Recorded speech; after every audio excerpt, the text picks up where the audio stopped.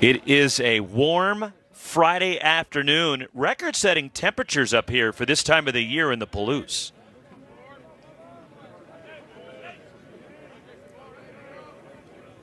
One ball, one strike.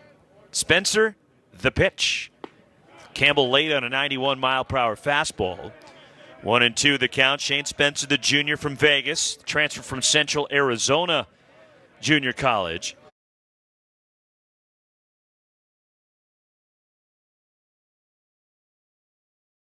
"84 degrees at first pitch here in Pullman." Campbell takes a pitch that bounces. 2 balls, 2 strikes. Our umpires, Kelly Gonzalez working the plate. He'll call the balls and strikes. First base umpire Mike Lusky, Gary DeFabio at second, and Ramon Armendariz, the umpire at third. The 2-2 to Campbell, and a full count on the Stanford center fielder. He entered the game as a pinch hitter for Eddie Park in the third inning last night. And Eddie Park had to leave after 2. He's been battling a stomach bug and wasn't feeling well last night. And he got him. Took something off, and the strikeout. That's how our ball game begins. Spencer, who has now 35 strikeouts in 28 and a third innings. And he buries this pitch to start the ball game. And a change-up. And there's one gone for Tommy Troy. Second career 2-homer game last night for Troy. Stanford third baseman, the junior from Los Gatos, the South Bay. As Spencer starts him off. And there's a high chop towards short. Kyle Russell has trouble with it, and Tommy Troy is on, and Stanford a one-out base runner. Russell knew he had to hurry as Troy runs well, and maybe took a peek to see where Tommy Troy was. And that chop, and Tommy Troy is aboard for Stanford. We'll see how they score it, and it's going to be an infield hit. With Troy's speed, and again, with the high bounce off this artificial surface, the field turf, Kyle Russell knew he had to hurry with that one and tried to speed it up, and that helped Stanford get a one-out base runner as Tommy Troy aboard. He had 2 hits last night, leaning the wrong way, and he's picked off. Spencer gets Troy at first and slams the ground in disgust, frustrated with himself. So after the infield hit, Troy is picked off by the Cougars' right-hander. 2 outs, and Tommy Troy clearly leaning to second base. It's a 2-way, and that'll bring up Carter Graham. 308 for the Stanford first baseman with 12 home runs. Graham 1 for 5 last night, and he waves at that one as Carter Graham a 16-game hitting streak coming into this one. Graham started the year 2 for 30, and since Carter Graham is hitting .348. Hitting .308 overall. 1 strike pitch. Again, the changeup, and it's 0-2 on Graham. Graham, who led the Pac-12 in home runs last year, 4th most in a season, hit 22. 4th most, I should say, in a single season for a Stanford player.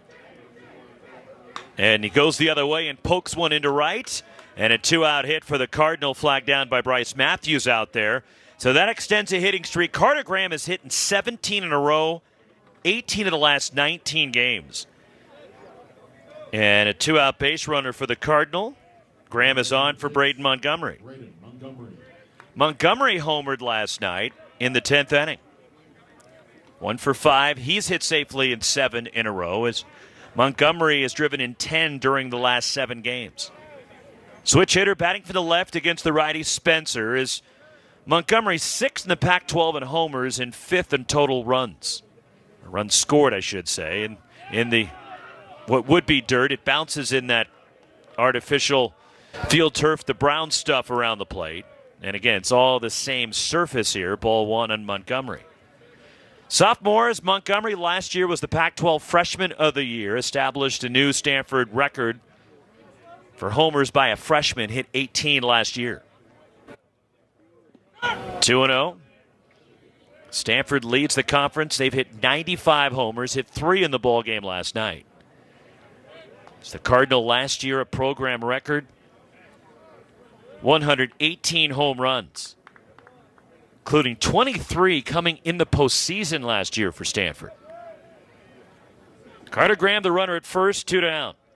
Shane Spencer, who's worked primarily as a reliever this year, making his 5th start. But coming off a brilliant outing at Cal last weekend, 7 strong innings. 1-run baseball.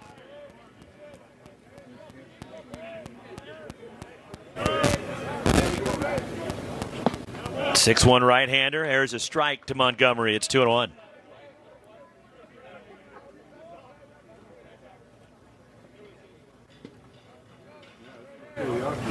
Steve Rodriguez coaching at third for the Cardinal. Andre Mercurio on the first base side. And the 2-1 from Spencer, and that's a changeup down low. It's 3-1 on Montgomery. Slight breeze blowing across from left to right, but not much wind. There's Steve Rodriguez. But it is in the mid-80s. It is a warm Friday afternoon to end the regular season. One more game here tomorrow, and then we'll head to Scottsdale for the Pac-12 tournament. Stanford knows they'll be the 1 seed. As Braden Montgomery draws a walk, Stanford's got 2 on with 2 out. Alberto Rios. The average for Rios with his 1 for 4 last night, falling below 400, hitting .399, 16 home runs, 60 batted in. Rios has hit safely in 13 straight. He has an on-base percentage of .500 this year. And Rios, .399 overall, but hitting .435 in conference play. Grounds it foul. 12 of his 16 homers have come in league play. And Rios has hit 5 home runs in the last 6 games, including 3 against Arizona last Sunday. 1 for 4 last night to extend that hitting streak. 2 outs, Graham at second, Montgomery at first base for the Cardinal. Shane Spencer, the 1-strike pitch, and that's on the outside edge. Good fastball, 92, and it's 0-2 on Rios.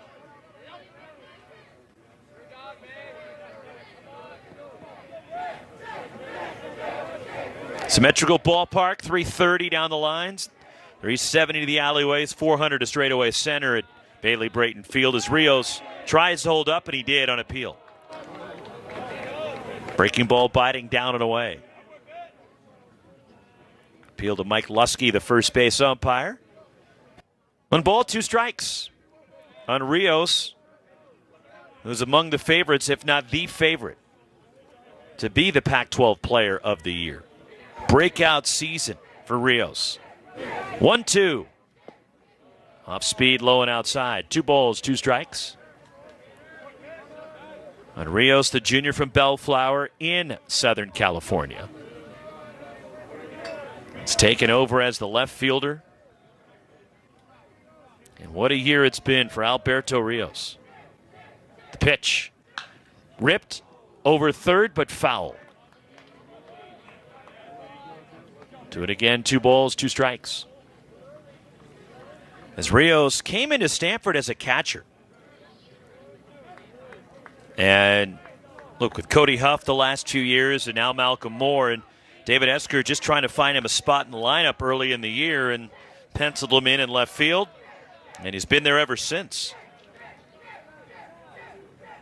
Up and in, spinning Rios, and it's a full count. Full count with 2 down. The runners will be off. Carter Graham at second. Braden Montgomery at first base as you look at the reigning Pac-12 Coach of the Year, David Esker. Took Stanford to Omaha each of the last 2 years. And the 3-2 in Rios loops one into center. And that one's going to fall in for a hit. Carter Graham jogging around third. He'll score. Braden Montgomery running on the pitch easily gets to third. And a 2-out RBI single, a bloop by Alberto Rios to center. And it's 1-0 Stanford. 14-game hitting streak for Rios now. Has driven in 26 runs in the last 14 games. And he muscles that one over the infield, and it plops in front of Jonah Advincula in center. 61 batted in for Rios now as runners at the corners for Malcolm Moore.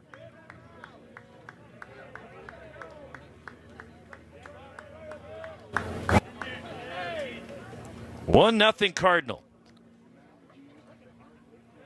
2-out RBI single. Malcolm Moore, the average up to 299 for the freshman catcher.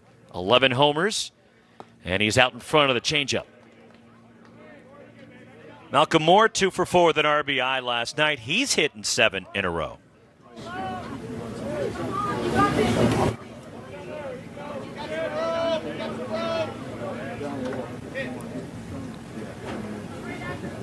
Malcolm Moore looking in the dugout, a conversation with Kelly Gonzalez, the plate umpire now. Not sure if Moore got something in his eye. And the ump checking on the freshman catcher for the Cardinals, Malcolm Moore from Sacramento, and a 2-time California High School Gatorade Player of the Year. Runner goes on a delayed steal and no throw and a stolen base for Rios, and it's 0-2 on Moore, waved at that one. Stolen base number 4 for Alberto Rios. Montgomery at third, and Rios now at second base for Moore. The pitch, and swing and a miss, got him on the breaking ball. Second strikeout for Shane Spencer, side retired. Stanford gets a run. The Cardinal on 3 hits, Strand 2. Cougars coming to bat.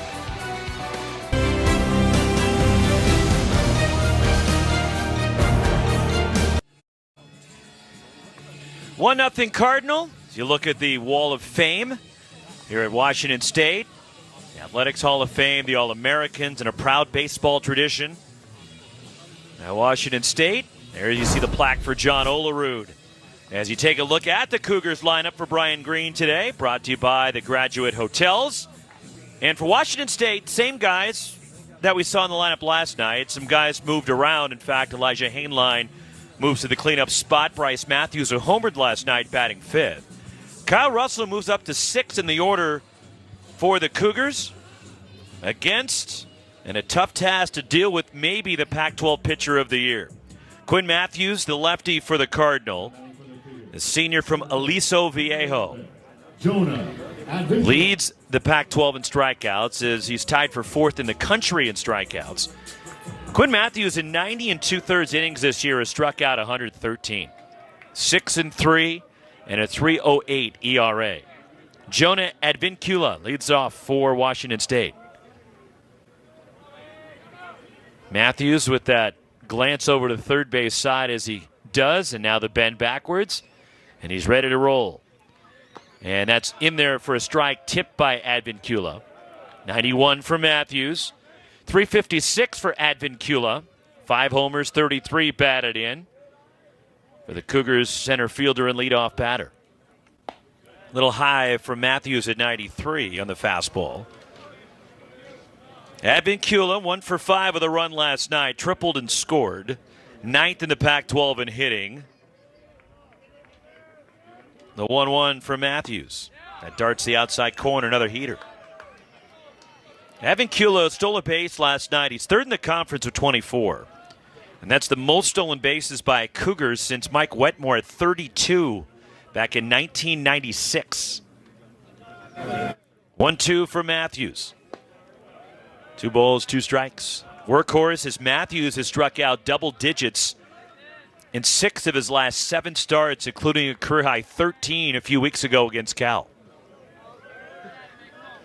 2-2. The pitch. Rolled on the ground to first, scooped up. Carter Graham handles it himself, and he beats Advincula to the bag, 1 away. 1 gone, that'll bring up Sam Brown, Cougars first baseman. Sam Brown. Brown homered last night, 2 for 5. Drove in 2 in the ball game. He's hit safely in 6 in a row. 385 for Sam Brown on the season. 4th in the Pac-12 in hitting, 5th in RBIs. Brown also leads the conference. He's been hit 19 times. Goes the other way, left center field on the move, and Saborn Campbell is there, and he's patrolling center field in place of Eddie Park today. 2 outs, and that'll bring up Jacob McKeon. Jacob McKeon. Huge night for the Cougars DH last night. McKeon, the average up to 354 after his 5 for 5 last night. 8 home runs. Hit a pair last night. McKeon's first career 2-homer game. As McKeon, 9-game hitting streak. He's reached base in 28 consecutive games coming in. 1 strike pitch for Matthews. 1 ball, 1 strike the count. Quinn Matthews, who has been a workhorse for Stanford.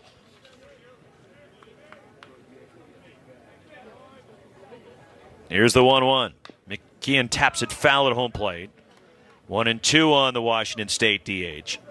A senior from Phoenix. It's McKeon, a transfer from Central Arizona Junior College. Playing him to pull in the infield. And the 1-2. And that just missed for Matthews. 94, reached back for a little more that time. And just missed off the outside. 2 balls, 2 strikes, and McKeon.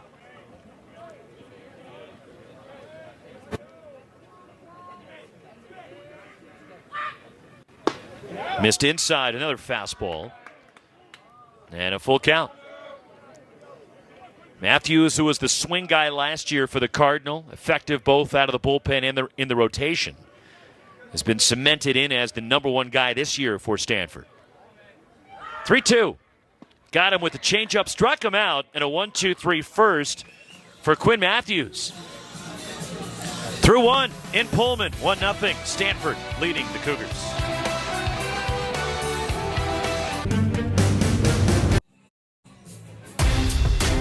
Well, yesterday, Utah took game 1 from Oregon in Salt Lake City last night. They're still mathematically alive to get into the Pac-12 tournament, but they need help. Washington thumped Cal. Will Simpson hitting a grand slam. And the Huskies, 8 straight wins. As leading off the second, bottom of the order for Stanford, Drew Bowser, followed by Jake Sapien, Timo Becerra. 1-0 from Spencer, and Bowser takes a strike. 286, 10 homers for the junior second baseman Bowser. Had his 12-game hitting streak broken up, going 0 for 3 last night with a walk. Called strike. 1-2 on Bowser. A junior from L.A., powerhouse Harvard Westlake High School in Southern California. And 2 balls, 2 strikes on Bowser. Stanford a run on the first, a 2-out RBI single from Alberto Rios. So Washington beat Cal last night. Arizona State, a walk-off against UCLA at Phoenix Muni last night. Bowser out to center, and a liner that's slicing away from Advincula, and it pops in for a hit. And a single to start the second. Already 4 hits for the Cardinal as Drew Bowser lines 1 to center. So after the 12-game hitting streak was ended last night, comes up with a hit in his first at-bat today. So he's aboard. DH Jake Sapien, the batter. 288, 3 homers for Sapien. 1 for 4 with a run last night. Bowser the runner at first for the Cardinal. Shane Spencer. The pitch. Sapien waves at a high changeup. 0-1 the count on the Cardinal DH. Also last night, non-conference game, Oregon State clobbered Western Carolina. 20-7. 0-2 on Sapien. Arizona and USC were rained out last night. Some weather in Tucson. There was also some lightning in the area.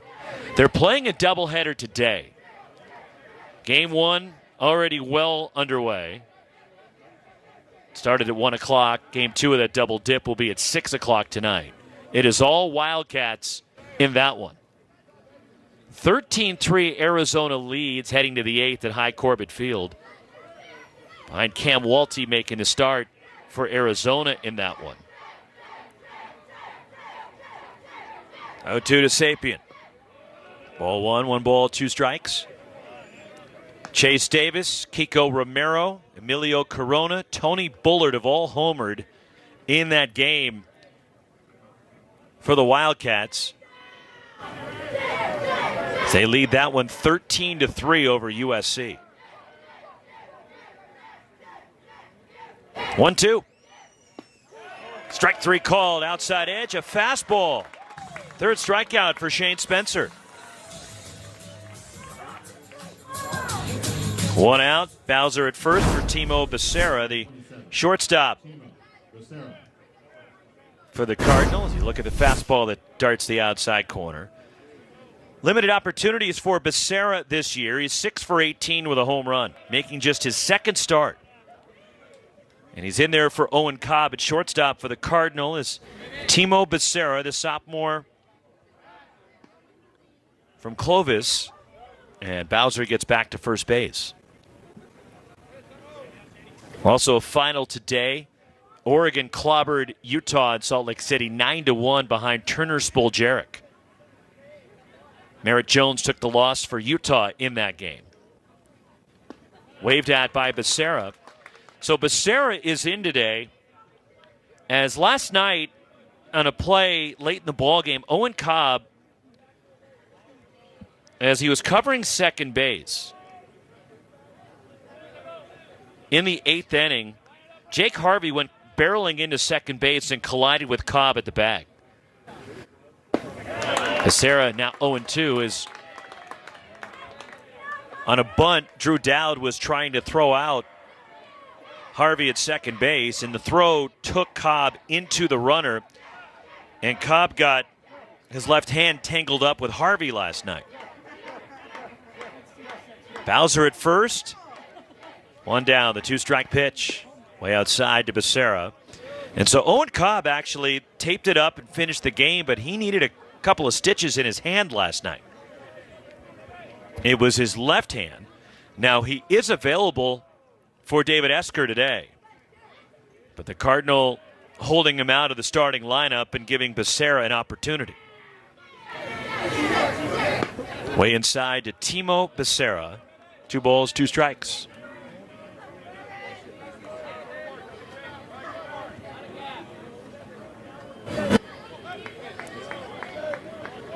Two and two.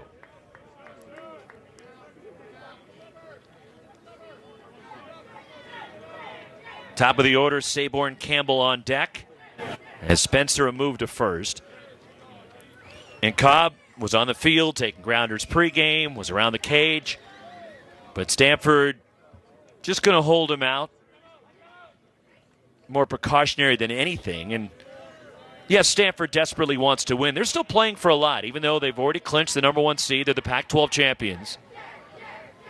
But there's still a lot on the line for Stanford as Becerra rolls that one through the left side.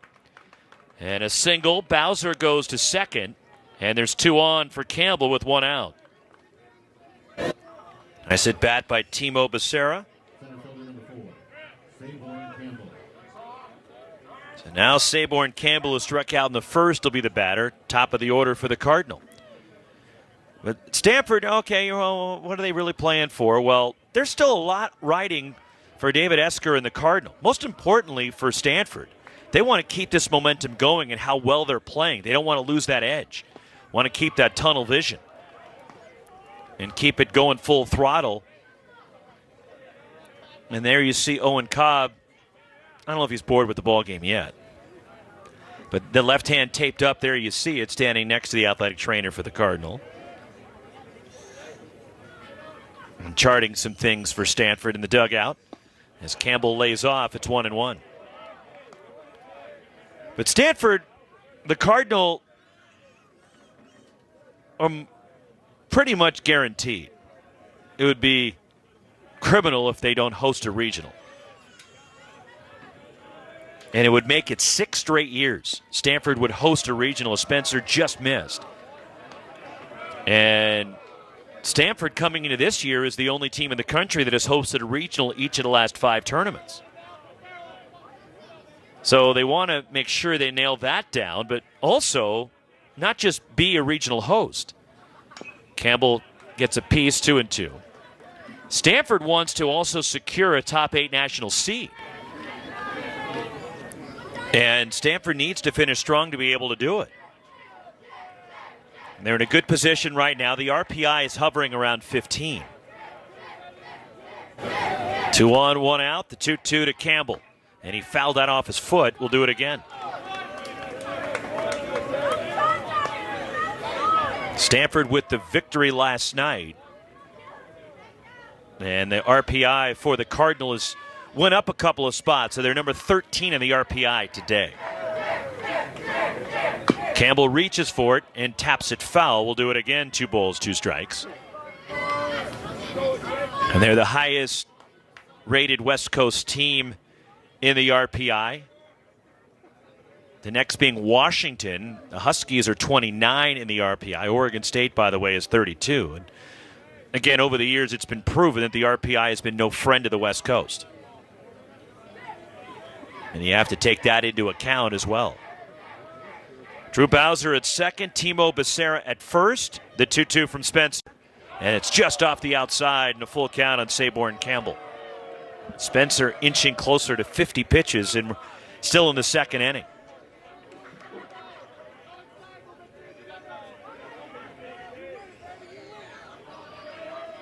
Three and 2.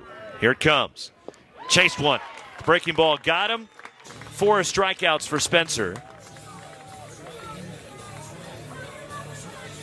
2 outs now in the second. There you see the action on that from Spencer for the punch out. 2 on, 2 out for Tommy Troy, an infield hit in the first. Mound visit first by Anthony Claggett, the pitching coach for Washington State. And this is a guy you got to pitch to very carefully. 2-homer game for Troy last night. He's hit in 11 of the last 12 games for the Cardinal, multi-hits in each of the last 4. Tommy Troy has scored a run in 10 straight games, and 19 runs have been scored by Troy in the last 10 games. And last night in game 1 of this series, this was Tommy Troy's blast that tied the game, a 3-run shot against Caden Kalber in the 7th, and then took Kalber deep again in the 10th. And a 7-6 10-inning win for the Cardinal. And Kalber took the loss, Drew Dowd the win. His conference-leading 9th win, and Ryan Bruno had to walk the tightrope in the 10th inning to get the save. Certainly it was not lacking drama here last night. Terrific baseball game. So we'll see how Spencer approaches Tommy Troy. 2 on, 2 out. And the pitch. And a breaking ball pulled on the ground into left and a base hit. They're waving Bowser. Jake Harvey comes up throwing to the plate. And a strong throw is out in front, though, cut off by the catcher, Will Cresswell. A 2-out RBI single by Tommy Troy. Drives in Drew Bowser, and it's 2-0 Cardinal. Tommy Troy, his 5th consecutive multi-hit game. And he grounds it through the left side in a solid ground ball that skips through. Timo Becerra stops at second. So Tommy Troy doing it again for the Cardinal. Why a lot of people feel the Major League scouts, certainly a lot of them are here to watch Tommy Troy. Could very well be a first-round draft pick coming up next month. 2 on, 2 out for Carter Graham, who takes ball 1. He singled and scored in the first, as Graham extended his hitting streak to 17 games.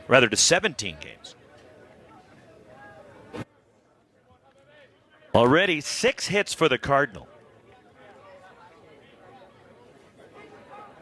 Graham in the air to right. Bryce Matthews waiting for it. And he makes the catch side retire, but Stanford gets a run. They strand 2. As we head to the home half of the second, the Cardinal carry a 2-0 lead in the last of the second inning.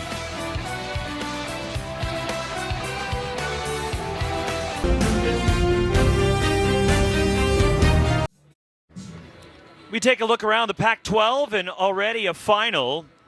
Early game in Salt Lake City today, and Oregon, after losing last night, and a much-needed win for Mark Wasikowski's Ducks, as Oregon climbs above 500 in league play, 15-14 now, snapping their 5-game slide, and a 9-1 win at Utah, Arizona up 13-4 on USC, game one of that doubleheader in the 8th inning in Tucson. Middle third of the order in the home second for the Cougs. Elijah Hainline leaves it off. And that pitch is drilled out toward left center field and deep. Saborn Campbell racing back. It is gone, and a homer, and the Cougs are on the board, the 11th for Elijah Hainline. First pitch, the sneak attack on Quinn Matthews, and the Cougs get their first hit. 4 solo homers for Washington State last night. And they get a solo blast from Hainline. And that ball, first pitch, getting out of here in Pullman. 2-1 Cardinal. Bryce Matthews hit his first homer of the year last night. He lines it out toward right center field, toward the alleyway. This one will get down and bounce up against the fence. And Matthews ambushes Matthews. Bryce against Quinn Matthews. And a double to right center. So back-to-back pitches, a homer, now a double. As Bryce Matthews, who homered last night, his first of the year, he had 6 last year, with his 6th double on the season. So Matthews, a 3-hit game last night. And the batter is Kyle Russell, the Cougars shortstop, hitting .279 with a home run. Corner's playing up a bit, expecting maybe a bunt from Russell. And he squares, and the changeup floats outside for a ball.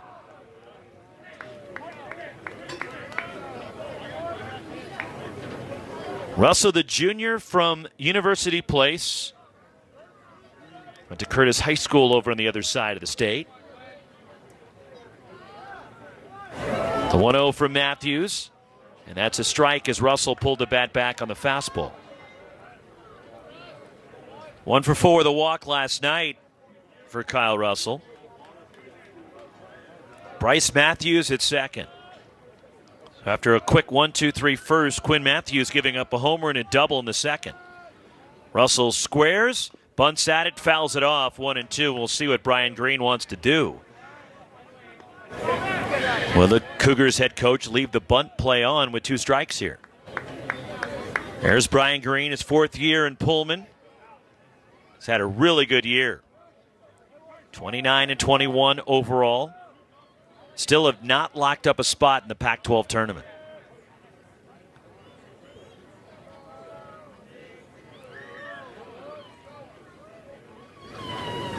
Chased one in the dirt, and Quinn Matthews gets the strikeout. So the bunt taken off, and Russell fans. Second strikeout for Quinn Matthews, 1 away. Bryce Matthews at second base, and Cam McGee coming up as you see Matthews with that off speed for the strikeout. Cam McGee, 302. 3 homers for the Arizona State transfer, the sophomore from Anaheim Hills. Southern California native. And he grounds this pitch. Diving stop on a backhand. Carter Graham to his feet, and he beats McGee. What a play by Carter Graham at first base. Lunging toward the hole. Takes a hit away from Cam McGee as Bryce Matthews goes to third. But what an effort by Carter Graham. And then quickly getting up for the out. 2 outs, leaves it up to Will Cresswell, the Cougars catcher. Average has fallen just below the Mendoza line. 198 for Cresswell. He's got 5 home runs. Sophomore from Auburn, Washington. 2 outs, a runner at third. And Matthews floats that breaking ball high for ball 1.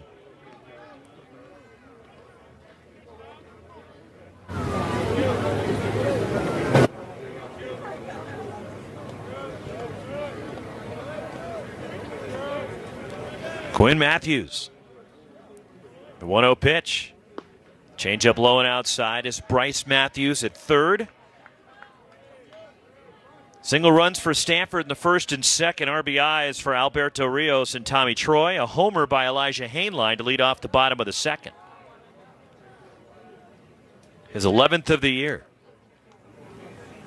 Out in front of the off speed, it's 2-1. Cougars just 10th in the Pac-12 in home runs. Despite playing at a little bit of elevation here, over 2,300 feet in Pullman, but as you're well aware, the weather is usually not like this. This weather's conducive to home run hitting. Fastball from Quinn Matthews darts the outside corner. And the majority of the year, it's cold, can be snowy, rainy, but picture perfect weather here this weekend in Pullman. It's a warm night last night, and it's warm here today. 2-2 on Will Cresswell. Fastball, he blew it by him, elevating for the strikeout. And the side retired. Third strikeout for Quinn Matthews, but the homer by Elijah Hainline gets Wazoo on the board. 2-1 Cardinal to the third. Rawlings. Beautiful day in the Pacific Northwest. 2-1 Stanford leading Washington State. Middle third of the order for the Cardinal. Again, Shane Spencer in the third. Fans enjoying the sunshine.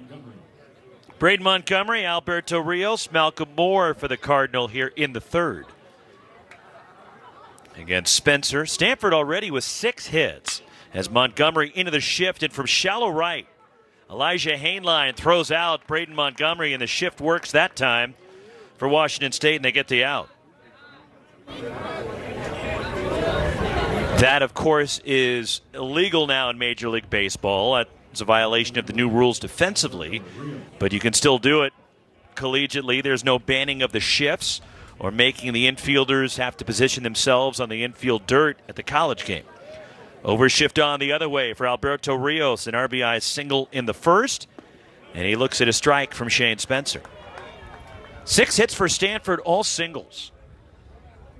The top home run hitting club in the conference.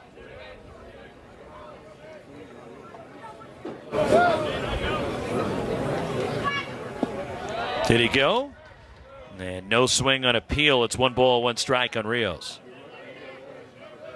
The average has jumped back over 400 now for Rios at 402 after that single in the first inning. 13-game hitting streak extended to 14. And he bounces that one past Steve Rodriguez, coaching third. Last Sunday, Rios drove in 9, hit 3 homers against Arizona in that 21-20 loss to the Wildcats. And believe it or not, that is not the most runs that Rios has driven in a game this season. 1-2 to Alberto Rios. And he goes right back up the middle on the hands. A jam shot fielded by Hainline behind second. And he throws out Rios. Didn't have much pace on it. And there's 2 down in the Stanford third. Rios drove in 11 in a game back in early March against Bakersfield. And that tied the Pac-12 record for the most RBIs in a game. 2 outs for Malcolm Moore. Struck out in the first, the freshman catcher for the Cardinal. Shane Spencer could use a quick inning here, considering he labored through the first couple of innings. Overshift on for the Cougars as Moore takes just outside on a fastball. Hainline's out in shallow right again. Shortstop Russell is on the right side of second base, and now Cam McGee is sliding over near shortstop, the third baseman. That one cued foul by Malcolm Moore, 1-1. There you see the right side of the Cougars infield. Outfield is deep all the way around. Left fielder Jake Harvey way off the line. Over toward left center. 1-1 the count on Malcolm Moore. Spencer the pitch. Up and into the Stanford freshman catcher. It's 2-1. Big weekend for Moore last weekend against Arizona. Hit a couple of home runs. Last Friday, the game-winning sac fly in the bottom of the 9th. And he chased that one going down to a knee. An aggressive swing by Malcolm Moore. 2-2 on the Stanford catcher. Homered in his first college at bat back in February against Cal State Fullerton. And he gets under this one, pops it up, racing over and in toward the line, and hangs up for Jake Harvey. Still in the move. And Shane Spencer, a 1-2-3 third inning. Good laugh, chuckle for Shane Spencer. He needed that. We go to the bottom of the third.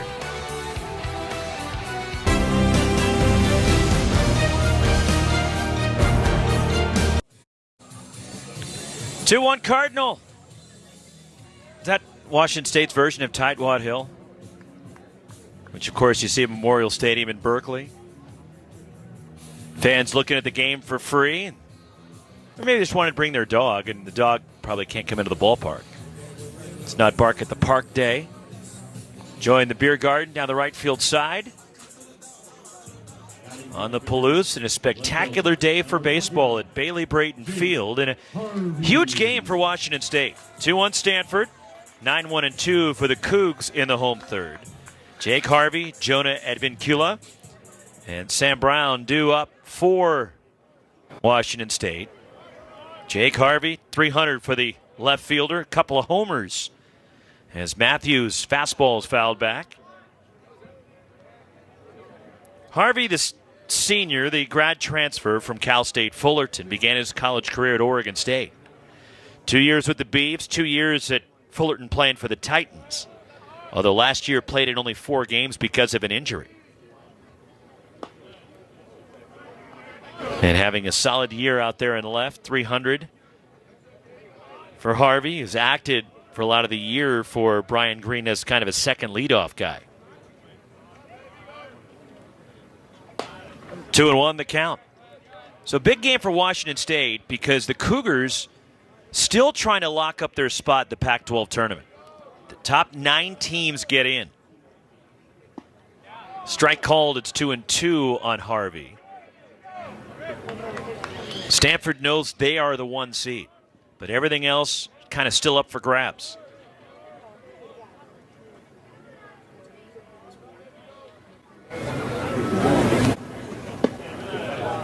Full count.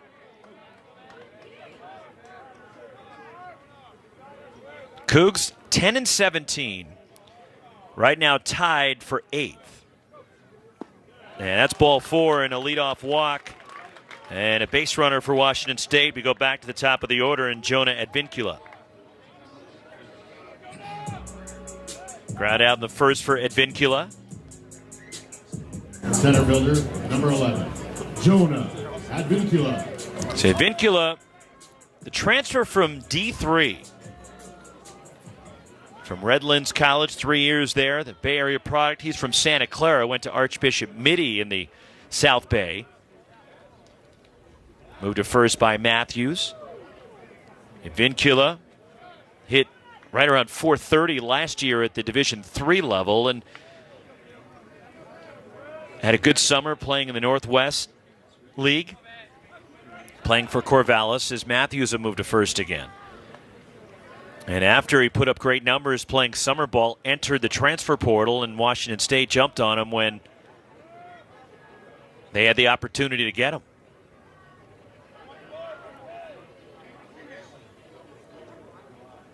On the ground is second, could be 2. Drew Bowser, Timo Becerra, the turn not in time. Advincula runs really well. And he beats the relay throw, but Stanford forces the lead runner. Harvey gunned down at second base. 1 out, and Jonah Advincula, who is third in the conference in steals. The runner for Sam Brown will fly out in the first inning. Advincula's had a terrific season for Washington State. Sam Brown, dig in. Left-on-left matchup here with 1 out.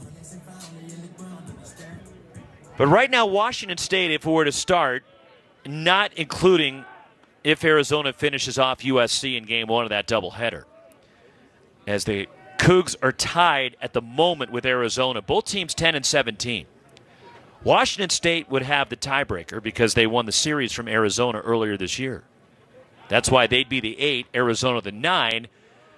But if all games are played this weekend, when it's all said and done, Washington State will have played 1 less conference game than Arizona. And Cal, for that matter. Cal right now is on the outside looking in They're a half game behind both Wazoo and Arizona.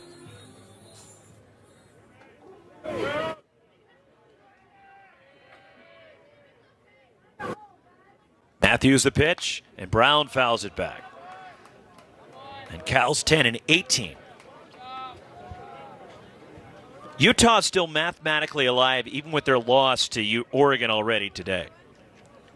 And a 9-1 victory for the Ducks in Salt Lake City after Utah won game 1 of that series, and the freshman Turner Spoljaric pitched great. Matthews have moved to first base. Keeping a close eye on Advincula is, again, among the conference leaders in steals. So that's why when Matthews paying close attention to him, as the Cougars are second in the league in stolen bases. The pitch. Fastball off the end of the bat that rolls. Backhand Bowser off balance. Long throw. What a play by Drew Bowser. Gets Sam Brown. Incredibly athletic play, and the strength of Bowser to be able to muscle up and get enough on that throw to get him at first base. Now it's 6'4", the rangy Bowser, who was playing third base last year, and you saw the arm strength that Bowser has. Look where this takes him. The other side of the diamond on a backhand, and then throws out.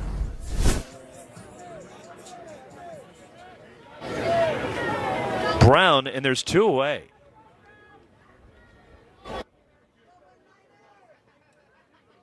Vincula at second base. Jacob McKeon struck out of the first. Tying runner out there at second for the Cougs. A ground ball to short. Timo Becerra scoops it up. Throws a nice stretch by Carter Graham on the dig. Side retired. The Cougars strand a runner. Through 3 on the Palouse. 2-1. Stanford leading. Washington State bottom of the order coming up in the 4th for the Cardinal. I mentioned Utah winning last night, but losing to Oregon today. The Utes still mathematically alive to get into the Pac-12 tournament. Washington surging. 8 straight wins for UW. Will Simpson a grand slam as they thump Cal. And if we're to end right now, Washington would be the number 2 seed in Scottsdale. Walk-off for Luke Keeschel in the bottom of the 9th. Arizona State outlast UCLA. As Drew Bowser goes the other way and pushes one into right on the first pitch, and Bowser is 2 for 2. So Bowser may have been a little ticked off. His 12-game hitting streak ended last night. And he singles to right. 7 hits for the Cardinal, all singles against Spencer. So Bowser is on for Jake Sapien, who struck out in the second inning. And so Oregon with the win to snap their slide earlier today. It's the Ducks, who had lost 5 in a row. 9-1 behind Turner Spoljaric, the freshman from Ontario, Canada.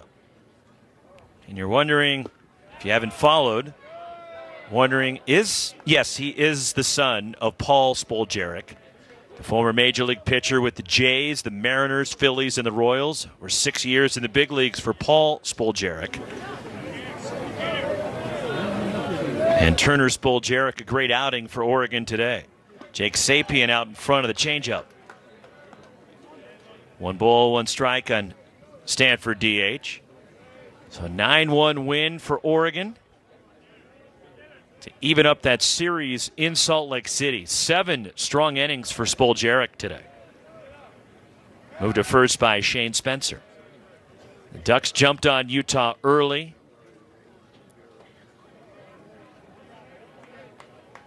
And cruised to that win. A much needed win for the Ducks, who had been leaking a little oil recently. They've been banged up. But Mark Mazakowski's club able to come up with a win, and they need to get some momentum heading towards Scottsdale. And right now, according to the projections, they're one of 6 Pac-12 teams that would be in the field for the NCAA tournament. Selections announced on Memorial Day. Bowser at first, the 2-1. And a called strike on the changeup to Jake Sapien. 2 balls, 2 strikes. But what would eliminate Utah is the Utes again, still mathematically alive, but hanging on by a thread. Spencer, the 2-2 to Sapien. And that's ball 3. So wins today by Washington State, Arizona, and Cal.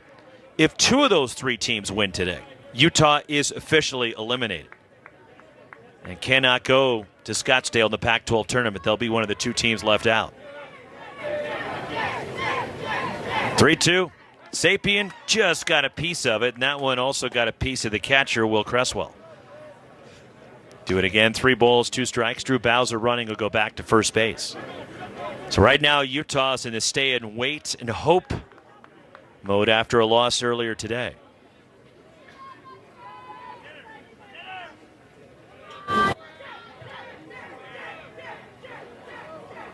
Three-two again. Sapien down swinging. Strikeout number 5. For Shane Spencer, 1 gone. Bowser at first. Timo Becerra coming up.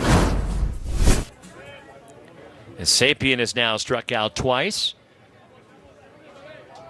Shortstop. Single in the second for Becerra. So Becerra making his second start of the year in place of Owen Cobb today.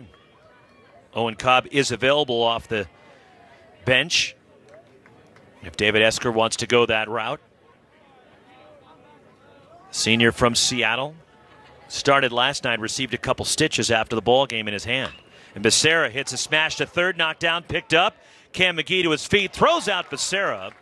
Nice job by McGee to stay with it. Did not field it cleanly, but gets the out. Drew Bowser goes to second. 2 outs. Back to the top of the order for the Cardinal. And that'll leave it up to Saborn Campbell, who struck out twice today.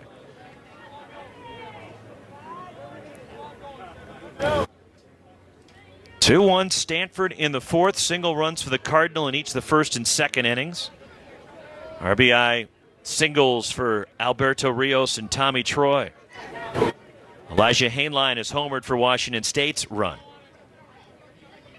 And the pitch to Campbell. Shows bunt. It's ball 1.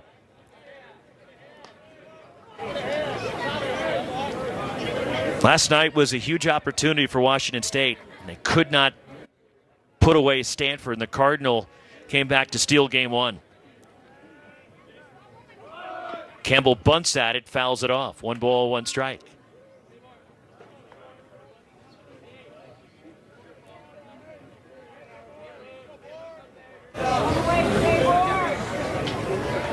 It's gone final at High Corbett Field now. Game 1 of that doubleheader. Arizona knocks off USC 13-4.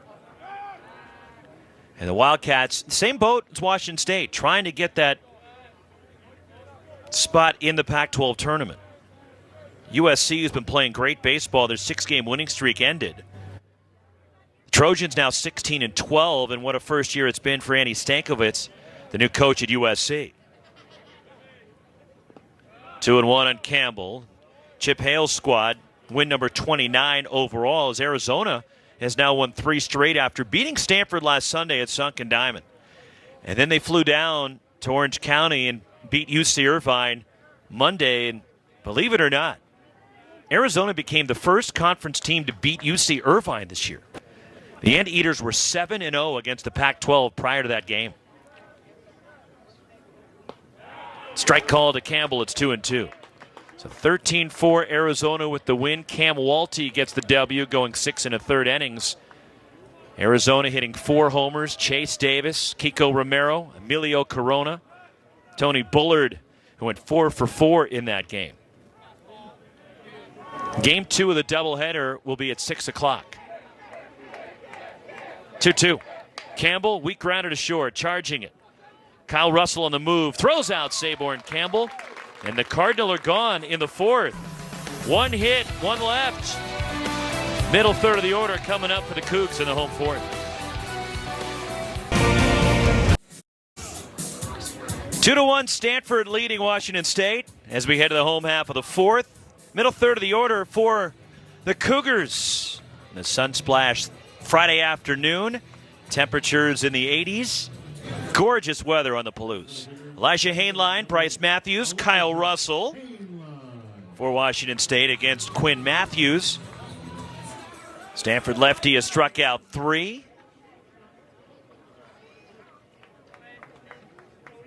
Homer for Hainline on the first pitch in the second. To center field off Quinn Matthews, who misses with the changeup. So now after Arizona's win, either a win by Washington State here or a win by Cal over in Seattle would officially take Utah out of the equation for the Pac-12 tournament. You got 3 teams then fighting essentially for the last 2 spots. Matthews missing in tight.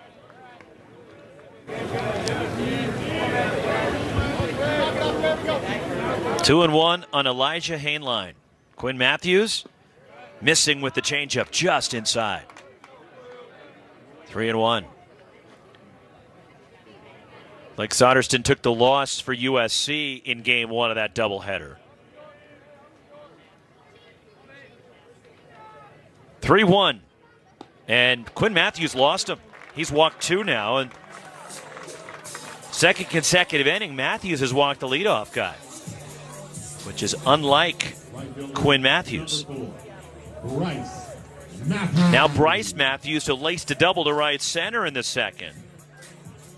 Coming up here for Washington State, the young cousin of a former Pac-10 great, Damon Stoudemire, who's now the head basketball coach at Georgia Tech. Is Damon really close with Bryce Matthews' dad? Bryce growing up in Colorado. He's from Parker, Colorado. Began his college career at Arkansas. Coming out of high school, he was the top recruit in the state of Colorado. And he bounces that one foul over toward the Stanford dugout. And then Matthews leaving Fayetteville to go to Eastern Oklahoma State Junior College. Now in his second year in Pullman, as Bryce Matthews had a good year last year at 6 home runs, hit over 300. As Quinn Matthews had moved to first. And Bryce Matthews' dad, Ron, drafted by the Marlins back in 1993.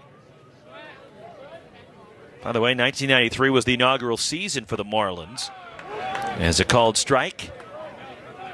0-2 on Bryce Matthews, although 92 was their first draft. But Ron Matthews drafted in the 17th round. And I was texting with Damon Stoudemire yesterday just to get some background on the family, and Damon telling me how close he is with Bryce's father. But Damon also said, now this is as high praise as maybe Damon could throw out there, considering the Stoudemire family and the legacy, that Bryce Matthews might be the best athlete in the entire family. Chased one there, fooled by Quinn Matthews, strikeout number 4 for Quinn. And Elijah Hainline stays at first base, 1 away. Now, Damon Stoudemire had a long run in the NBA. He's Rookie of the Year. Number 1, Kyle. Had a great run at Arizona. Plus, cousin Antoine Stoudemire played at both Georgetown and Oregon. And there's Salim Stoudemire as well, all part of that family. But Damon's saying that Bryce might be the best athlete of them all. It's Kyle Russell, the batter, as Quinn Matthews have moved to first base. So a huge win for Arizona, trying to bolster their case to get into the Pac-12 tournament. Going the other way, and a soft liner that floats in for Kyle Russell and a base hit. Having to hold and make sure it got through. Stopping at second is Elijah Hainline, and the Cougs have 2 on with 1 out. Third baseman, number 7, Cam McGee. Cam McGee, the batter, a ground out in the second. Hit number 3 for Washington State. Now, if I'm not mistaken, got to double check this, but I believe Arizona's win guarantees them a spot in the Pac-12 tournament.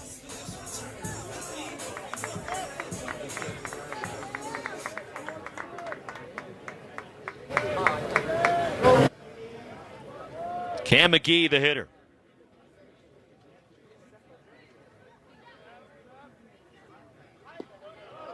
Ball one.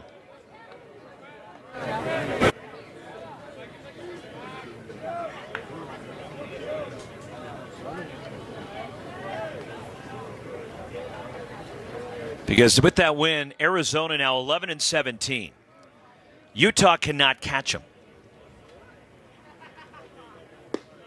Strike called at the knees. 1-1 on McGee.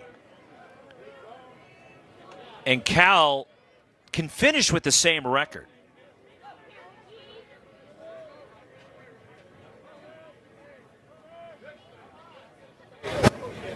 But Arizona have the tiebreaker over Cal by winning that series in Tucson earlier this year.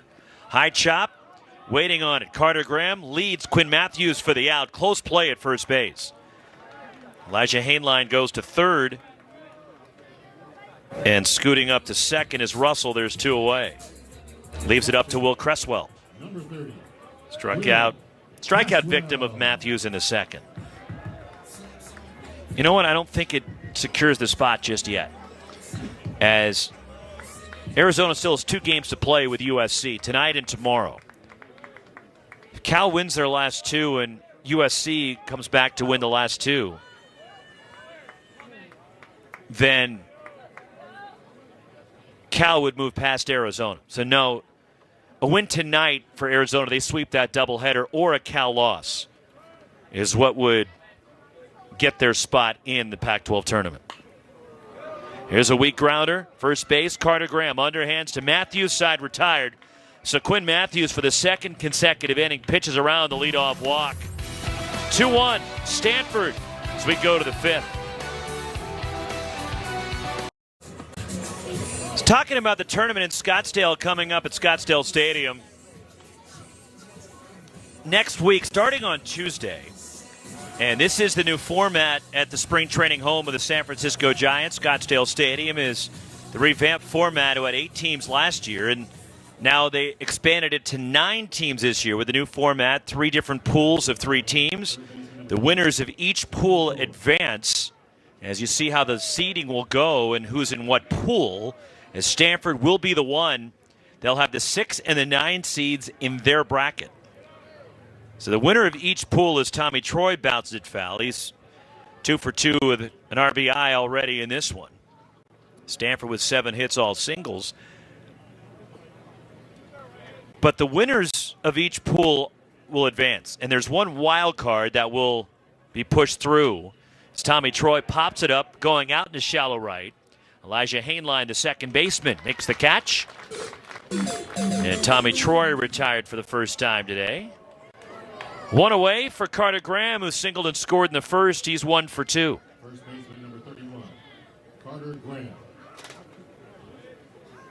So pool play, so whoever wins the pool will advance. And then one wild card, which is a break for Stanford being the number 1 seed. And for the Cardinal, as Carter Graham fouls it off. 0-1 the count on the Stanford junior first baseman.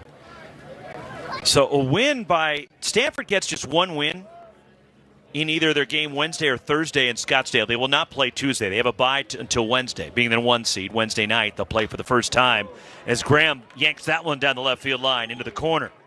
Dug out by Jake Harvey as Graham stumbles around first base and has to scamper back to the bag. And he's out! Trying to get back.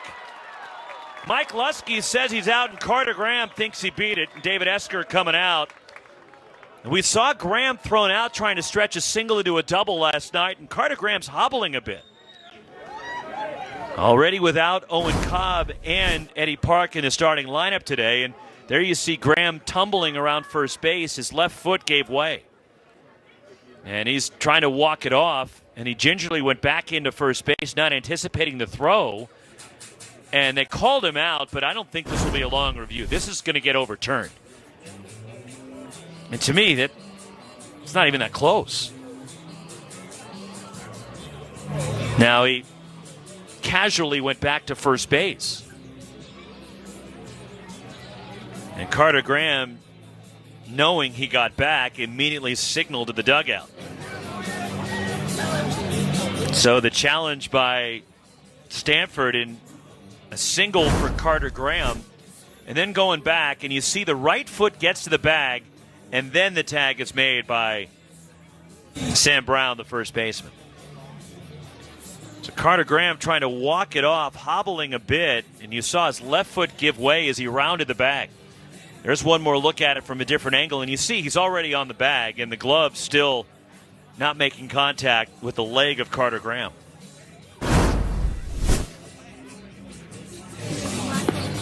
So the review and a challenge by Stanford. We saw 3 plays reviewed last night. A couple of them were inconclusive, and the calls stood.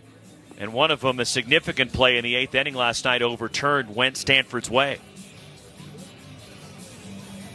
So it should be a 1-out single.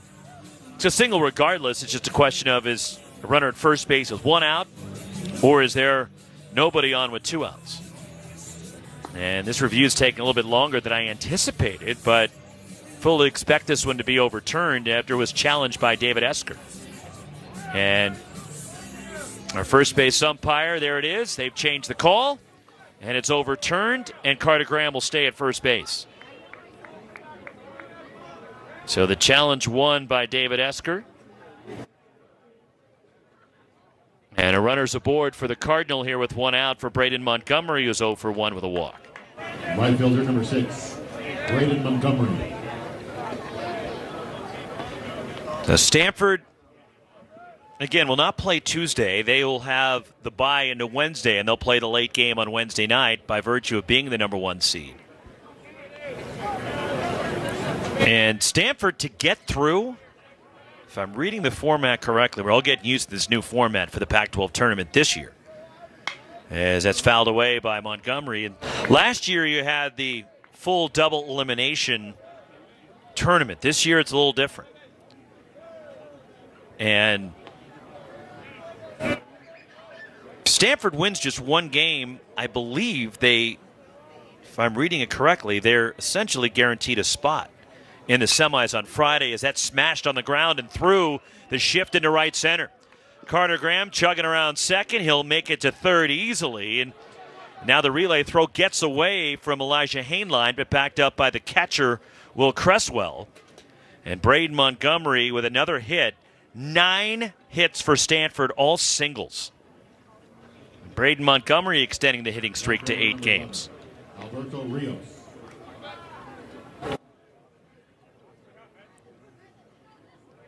Alberto Rios, the batter, activity beginning in the Cougars bullpen. That is Chase Grillo, a right-hander, getting loose. RBI single for Rios in the first. He is 1 for 2 today. 80 pitches now for Spencer, coming off a brilliant 1-run, 7-inning performance against Cal last weekend. But Stanford hitting him around here. Only 2 runs for the Cardinal to this point. Spencer the pitch. That's ball 1. Other games coming up later today. Of course, game 2 of that doubleheader, Arizona hosting USC. I told you about Oregon's win over Utah. Non-conference game in Corvallis starting in a little over an hour from now. Oregon State hosting Western Carolina after the Beavers put up 20 runs yesterday. Jacob Kamatz will make the start today for the Beavs. They finished their conference slate at 18-12. Swing and a miss by Rios.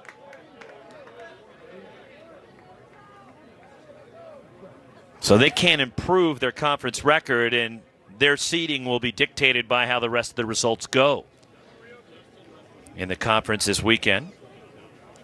But still big games for Oregon State. Rios fouls it off. As Oregon State playing to host a regional, and they've been a consistent presence hosting up at Goss Stadium in Corvallis for a number of years now. And Pat Casey handing it off to Mitch Canham. They hosted a super regional, losing at home to Auburn after winning the regional in Corvallis last year. 2-2 on Rios, who swings and gets under it, a pop-up behind second. That's what Shane Spencer needed. Elijah Hainline waiting for it to come down. And the runners have to hold. Big out for Spencer. Not out of the woods yet.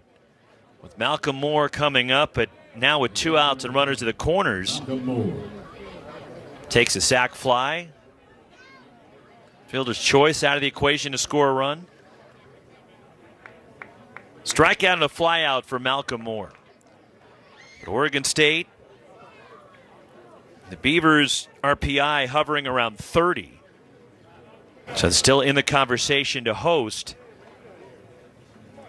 And Western Carolina is not really going to bolster their RPI. I don't know how much it's going to help them. It could really work against them if they lose one of those games to Western Carolina.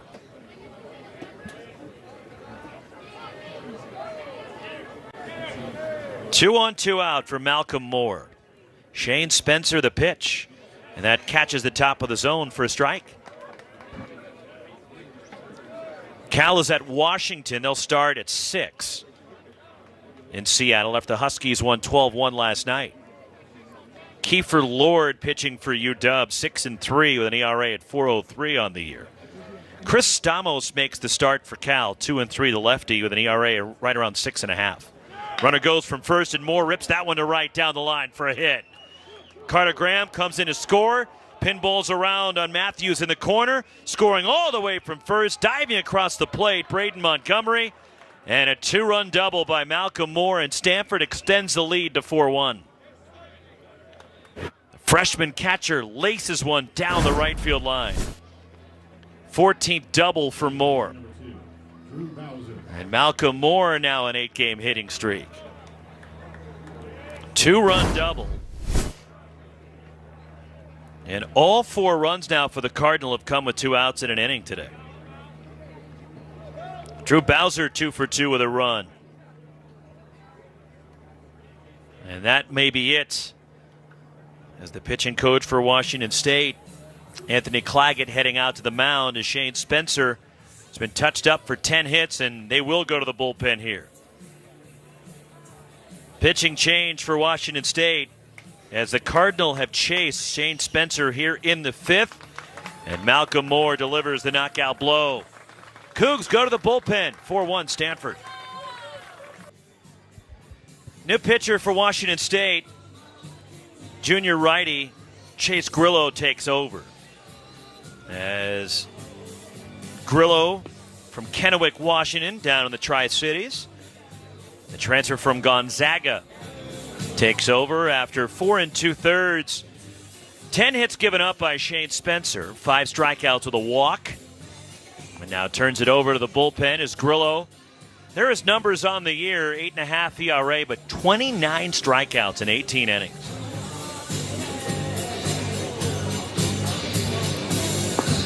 Chase Grillo out of the bullpen.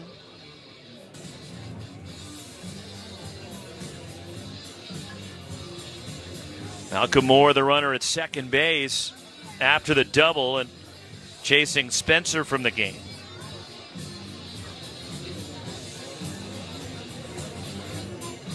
So now the Cougars will go to the bullpen here.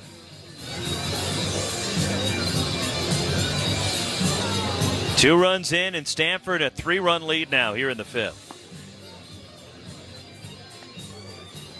5 strikeouts, a walk for Spencer.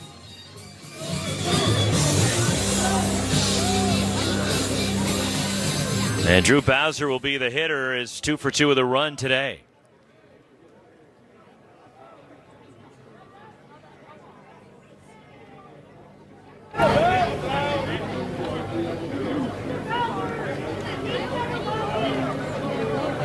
So here is Bowser. Malcolm Moore at second after the 2-run double.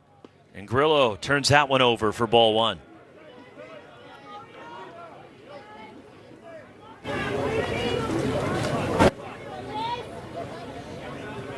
So Cal is at Washington. The Huskies have won 7 straight. And the Huskies, like Oregon State, right in the heart of that conversation to be a regional host, with their strong finish for Jason Kelly in his first year as the head coach of the Huskies. And what a great setting that would be for a regional. Shores of Montlake. Beautiful ballpark in Seattle. Way the Husky fans would embrace that. Called strike to Bowser. But also Washington right now in pole position to be the 2 seed in Scottsdale.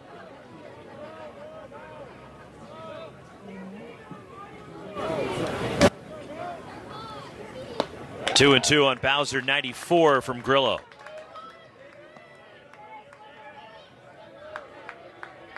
And then for Cal, they're fighting to get in, like Washington State, like Arizona. Cal needs a win or two to get in. Full count on Bowser.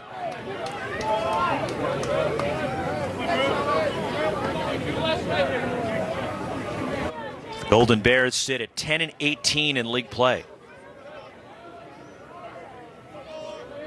And UCLA is at Arizona State again later today. Those teams battling for spots, and UCLA could use some wins here. Bowser fooled. He went around. That one, strike 3, trying to hold up on the breaking ball in the dirt, or what would be the dirt. 2 runs for Stanford. We head to the bottom of the 5th. Cardinal up 4-1. 12 conference. Download it right now, today. Get it so you know what's on. 4-1 Stanford as we roll along to the home half of the 5th in the rolling hills of eastern Washington. Pullman, Washington. Roxy Bernstein with you at Bailey Brayton Field. Final weekend of the regular season. One more game tomorrow. We'll wrap up this series at noon. Stanford has already secured their spot as the 1 seed in Scottsdale. Washington State trying to join them at Scottsdale Stadium. 9-1-2 for the Cougars against Quinn Matthews as Jake Harvey tied up on the first pitch from the Stanford lefty. Followed by Jonah Advincula and Sam Brown for Washington State.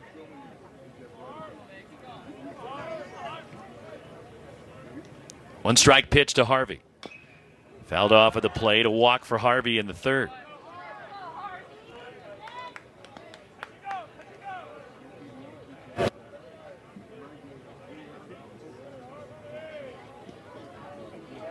Quinn Matthews leads the Pac-12 in strikeouts. He's got 4 in this one. And the senior lefty's 0-2. Fastball is upstairs.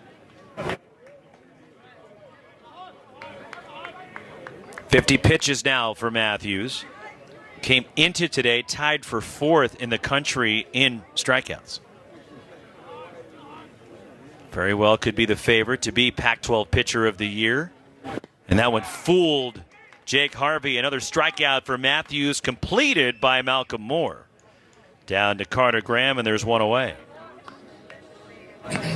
Back to the top of the order, Jonah Advincula for 2 today. Jonah Advincula.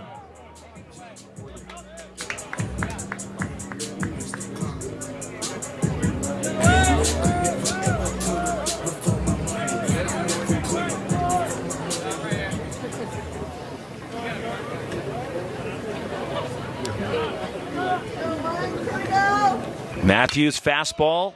First pitch, fly ball to center. Saborn Campbell settling under it. And he puts it away, and there's 2 gone. And that'll bring up Sam Brown, who's 0 for 2 in the ball game. First baseman, number 25, Sam Brown.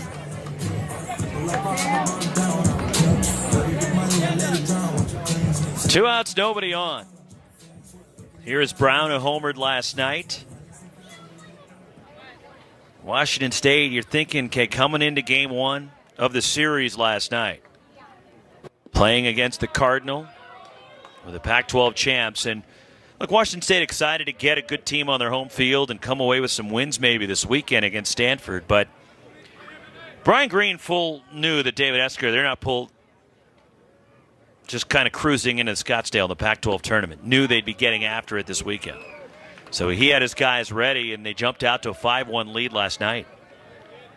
And disappointing for them that they could not close it out, knowing that Stanford had Quinn Matthews pitching in game 2 of the series. Then Joey Dixon goes tomorrow as Brown pops this one out of play. And so Stanford keeping their guys on turn. That's why Matthews is throwing in Game 2 of this series, and why Joey Dixon, who pitched brilliantly against Arizona last Saturday, they're keeping him on turn. And why Brant Panzer made the start, his first start of the year last night for the Cardinal. 1-2 on Sam Brown.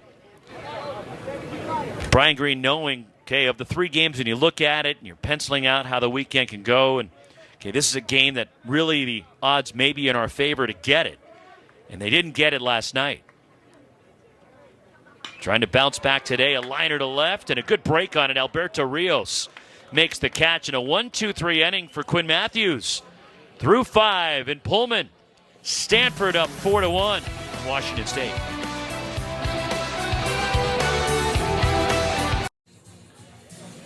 On to the 6th, 4-1. Stanford in the lead. 8-9-1 for the Cardinal. Jake Sapien, Timo Becerra, Saborn Campbell due up, and the Cardinal ramping it up here down the stretch.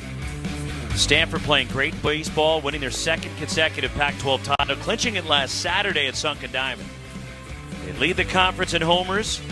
Stanford overall has won 8 out of 9, 11 of 13. Last night was their 8th comeback victory when trailing after 6 innings. Jake Sapien, who struck out twice, will lead it off here in the 6th inning. Good news, by the way, for a former Washington State Cougar.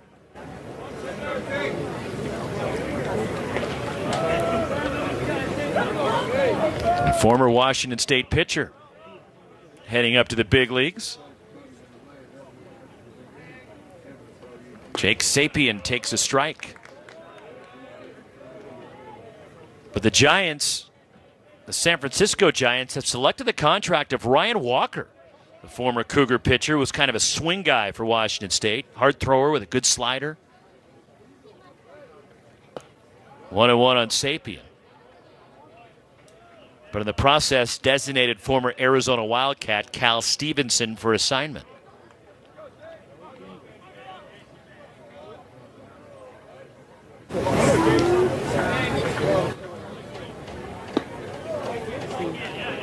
Chase Grillo missing 1 ball, or rather 2 balls in a strike on Sapien. But Ryan Walker, 27-year-old right-hander, brought up by the Giants and looking to make his major league debut. Sapien, did it go? No swing.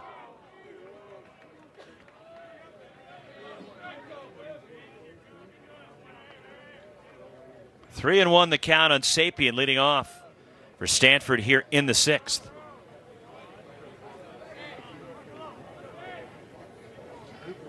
So the 27-year-old, as Sapien takes outside, the Arlington, Washington native, Ryan Walker. Leadoff base runner for Stanford, and the walk will get Timo Becerra to the plate here. He's 1 for 2 in the ballgame. Walker went to Arlington High School and then came here to Washington State, graduated from Wazoo. It was an all-conference academic selection, honorable mention all Pac-12 pitcher as well. Back to senior year, 5 saves, an ERA at 3.98. 2.40 ERA as a sophomore. His best ERA campaign, a called strike to Becerra. Giants took him in the 31st round of 2018. They don't have 31 rounds anymore. The draft only goes to 20. And progressed through the Giants system. And Ryan Walker getting the call up to the big leagues, the former Cougar. 1-1 on Becerra. Top of the order on deck for Stanford. Great to see Walker, the right-hand pitcher, given an opportunity, and another Coug in the big leagues. Grillo's 1-1 and locked up Becerra 1-2. The count on Stanford shortstop. So the Cardinal poised to host another regional, but still some business to take care of. And last year, Stanford winning the inaugural Pac-12 tournament in Scottsdale after winning the league last year. 2-2 on Becerra. And it's been well documented their run through the postseason, having to stave off 5 elimination games to get to the College World Series.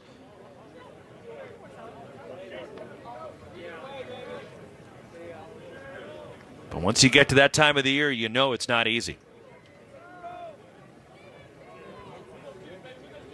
2-2 on Becerra. Sapien at first as Becerra takes strike 3 called outside edge at 93. Second strikeout for Grillo since coming in. 1 out, Jake Sapien at first base. Top of the order, Saborn Campbell coming up. It's a good hard fastball, and maybe Grillo got a couple extra inches off the outside from Kelly Gonzalez, but a good pitch. Pitcher's pitch. Couple strikeouts and a ground out for Campbell.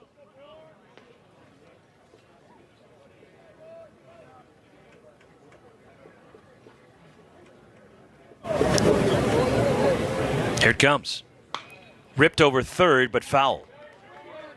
0-1 the count on Campbell. Washington State, by the way, has not been to the NCAA tournament since 2010.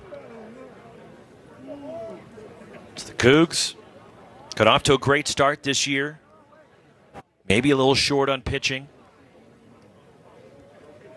But 29-21 overall. Brian Green doing a really good job here at Wazoo. It's a great new facility that he's got. Down the left field side, the new clubhouse, offices, weight room, meeting rooms, training rooms.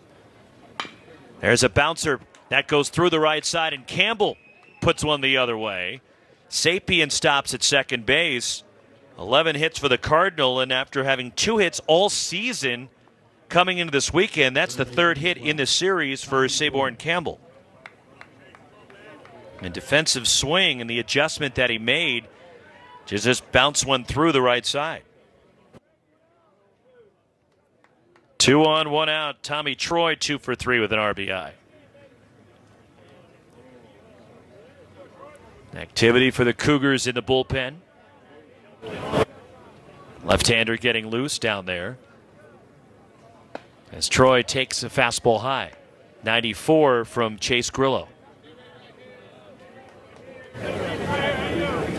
There is the bullpen in action.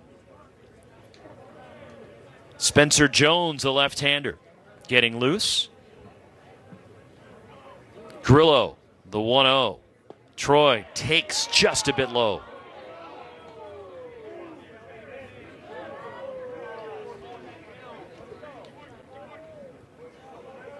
Two and 0 the count.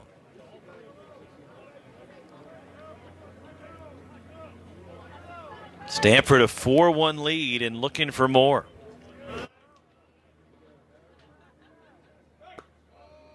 Now it's 3-0. See if David Esker leaves the green light on for Tommy Troy, and my guess would be he'd have it. The way Tommy Troy is swinging, the confidence they have in Tommy Troy, if he likes it, let him swing. And guessing along those lines, that's why you saw the off-speed, the breaking ball from Grillo, and it's 3-1. Not wanting to challenge him with a fastball and let Tommy Troy have a whack at it. 3-1, 2 on for Stanford. The pitch. And that's ball 4, and they're loaded. Second walk issued by Grillo. Jake Sapien goes to third. Saborn Campbell up to second, and Tommy Troy is on. And now Carter Graham will be the batter with them full. Graham 2 for 3 has scored 2 runs in this game. And a mound meeting now, and also joining the party is Anthony Claggett, the pitching coach for Washington State, heading out to the Hill. It's a real tough spot for Chase Grillo as the bases are full with 1 out for Carter Graham, who was the Pac-12 home run champ last year. Then after Graham, you have Braden Montgomery and then Alberto Rios. So this is a spot where Washington State needs to be careful because the game could maybe get away from them here. Dangerous spot in the Stanford lineup. And a 4-1 ball game. And Quinn Matthews on the mound on the other side. Quinn Matthews, maybe the front runner to be Pac-12 Pitcher of the Year, as the mound meeting broken up by Kelly Gonzalez.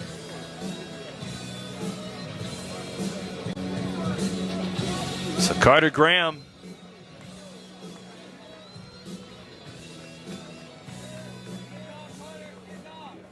will dig in, the Stanford first baseman, who has extended his hitting streak already to 17 games. Bases loaded, 1 out. Jake Sapien at third, Saborn Campbell at second, Tommy Troy at first. The pitch. Ball 1 to Carter Graham.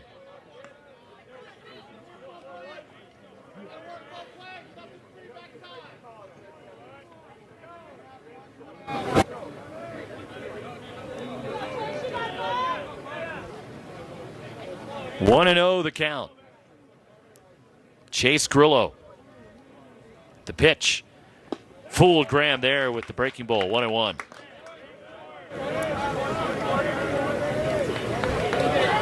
One ball, one strike.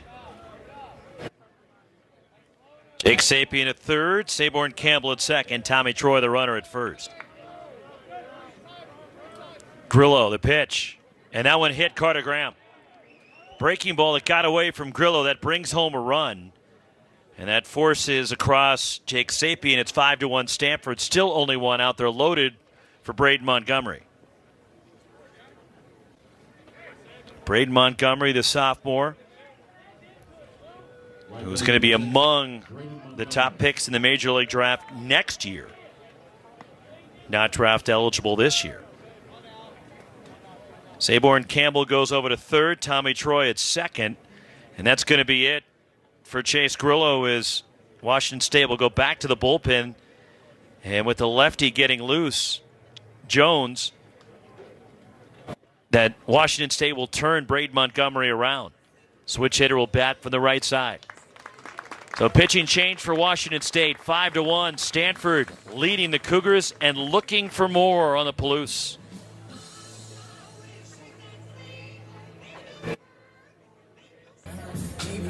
New pitcher for the Cougars, the lefty. Spencer Jones comes in after Chase Grillo goes 2/3 of an inning. And now Spencer Jones, the junior from Salt Lake City, the transfer from Salt Lake Community College, where his coach at Salt Lake Community College was Pac-12 basketball referee D.G. Nelson. Back and forth between the bullpen and the rotation. Jones 1-0 on a 5.08 ERA, 34 strikeouts in 33 2/3. And he inherits the bases full here with 1 out. And Stanford has scored a run to make it 5-1. And by bringing in the left-hander, Brian Green is turning around Braden Montgomery to bat from the right side against the left-hander. With Spencer Jones finishing up his warm-up tosses. But a real tenuous spot right now for Washington State to try to hang in this game. Spencer Jones, third pitcher used by Washington State today. And Spencer Jones last worked a couple of weeks ago against Gonzaga in a midweek game, went 3 innings, giving up 2 runs on 5 hits. Jones, that was a start against the Zags. He's also started a number of midweek games. Has not started a weekend game. Has pitched sparingly out of the bullpen in league play. Braden Montgomery singled and scored in the 5th, 1 for 2 with a run. He's also walked. The pitch, and Montgomery takes a strike on a fastball. 0-1 the count. So mentioned earlier that D1 Baseball's NCAA tournament projections, and for the regionals, that 6 Pac-12 teams were in. Big, mighty cut by Montgomery. It's 0-2. That included Stanford, Washington, USC, Oregon State, Arizona State, and Oregon were the 6 they had in.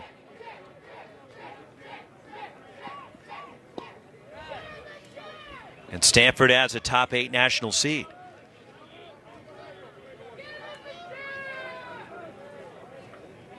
Looking around the rest of the West Coast, the Mountain West only had 1 team. Whoever wins their league tournament would get the automatic berth. As Montgomery takes ball 2. 2 balls, 2 strikes.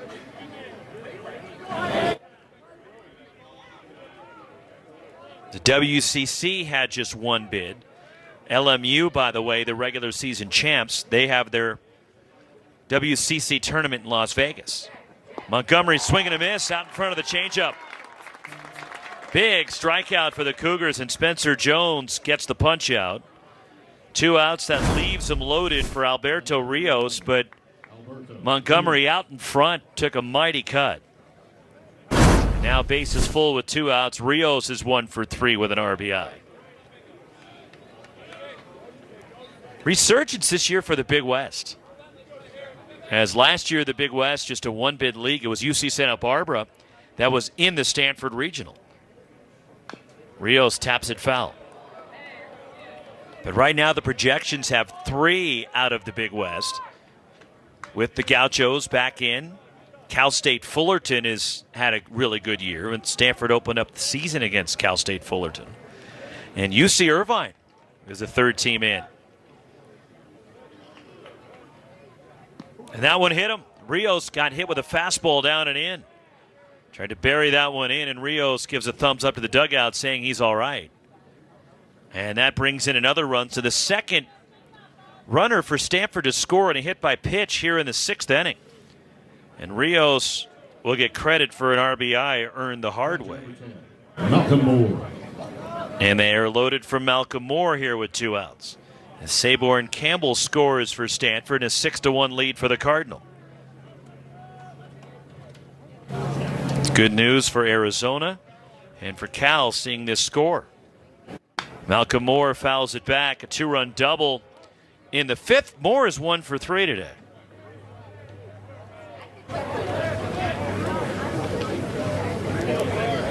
I mean, the good news if you're Santa Barbara is, all right, you're in the field.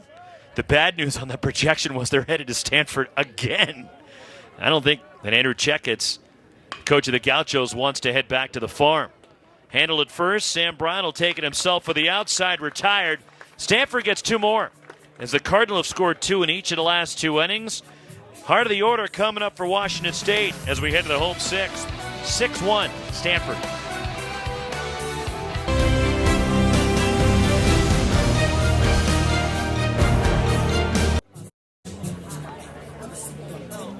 Stanford is now up 6-1. Cardinal leading heart of the order for Washington State as we head to the bottom of the 6th. As Stanford getting 2 runs via bases loaded hit by pitches in the top of the inning for Carter Graham and Rios RBIs. And now Quinn Matthews nursing a 5-run lead here against Washington State. Jacob McKeon 0 for 2, a strikeout and a ground out will lead it off.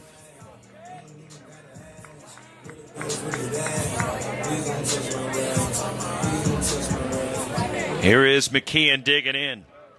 Homered twice last night, his first career 2-homer game. Went 5 for 5, reached base all 6 times last night, also drew an intentional walk.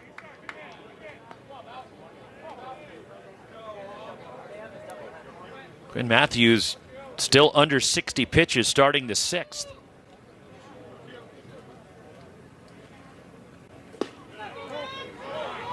And Matthews a little frustrated there. They didn't get the call. He's taking that walk. He thought he made his pitch and kind of grimaced a bit when it was not called a strike. 2-0 on DH Jacob McKeon. Here it comes. And a breaking ball floats in there for Matthews. 2-1 the count.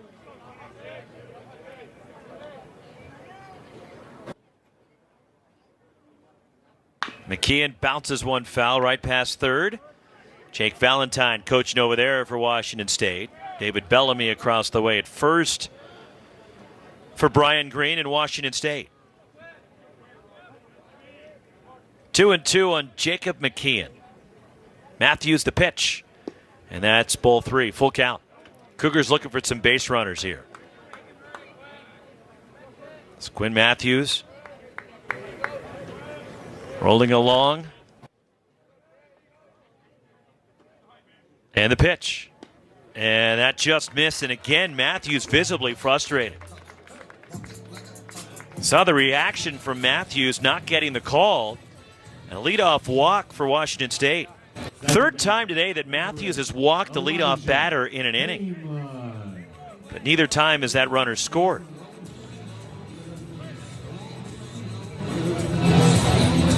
Elijah Hainline homered and walked. 2 plate appearances. Lone Cougar run coming back in the second inning.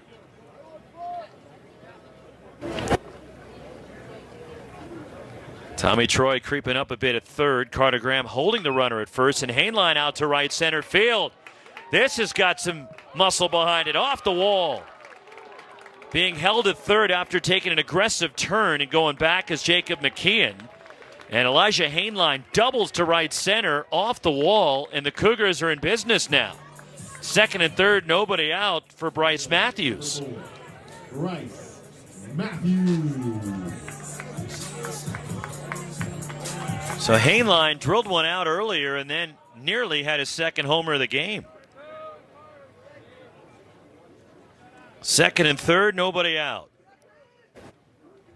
Matthews doubled in the second, and he takes a strike from Quinn Matthews. So an opportunity for the Cougars to climb back in here. You don't get many opportunities against a guy like Quinn Matthews. You need to capitalize when you do. 0-2 on Bryce Matthews.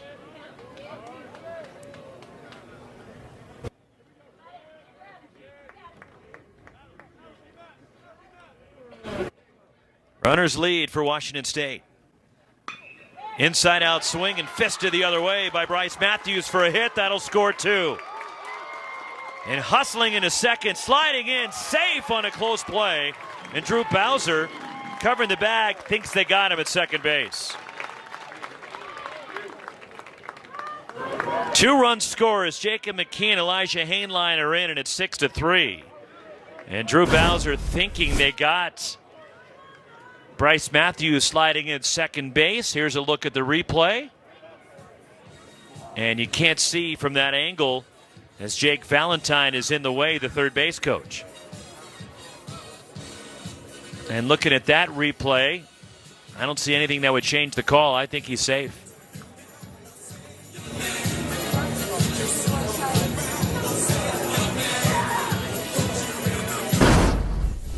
And that's probably the best look we have, considering our camera right behind the third base dugout down the line is blocked. But that hit by Matthews brings the Cougars back into this one. And a 6-3 ball game here in the bottom of the 6th with nobody out. Walk, double, and the ruling on the field is a double, and 2 batted in for Bryce Matthews. And went the other way. And I think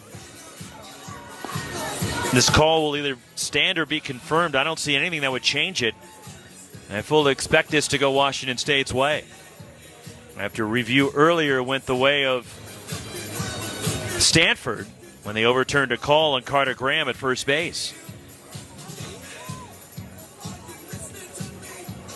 And Bryce Matthews, regardless, will have 2 RBIs and a hit. It's just a question of will he be at second base or is he out?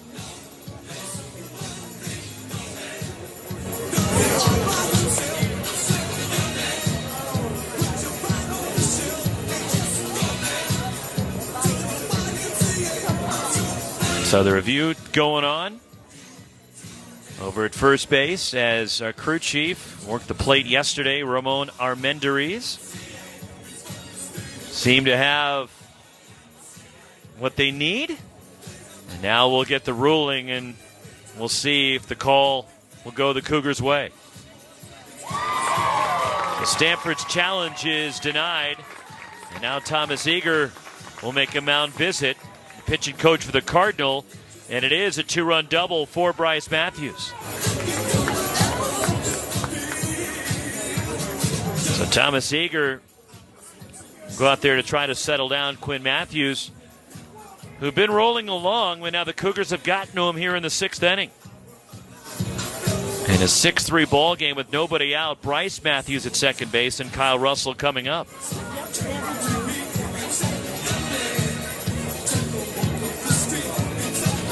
So the Cougars, whose RPI is right around 80, the only way they're going to get in to the NCAA tournament is to find a way into the Pac-12 tournament, and more than likely they'd have to win it. And they'll look again at the scoreboard from today. Oregon, a big win in Salt Lake City earlier at Smith's Ballpark against Utah. Game 1 of a doubleheader, Arizona 13-4 over USC. The Wildcats hitting 4 home runs. And Game 2 will start in about an hour from now at High Corbett Field. Also coming up later, Tempe, Arizona State, UCLA. 6 o'clock, Cal is at Washington. And 5:30 first pitch in Corvallis, Western Carolina is at Oregon State.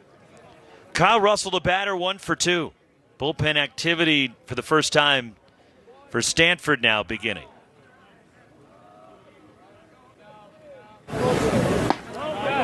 Matthews misses high. Matthews took a long look in after that pitch. And I think Quinn Matthews is a little frustrated right now.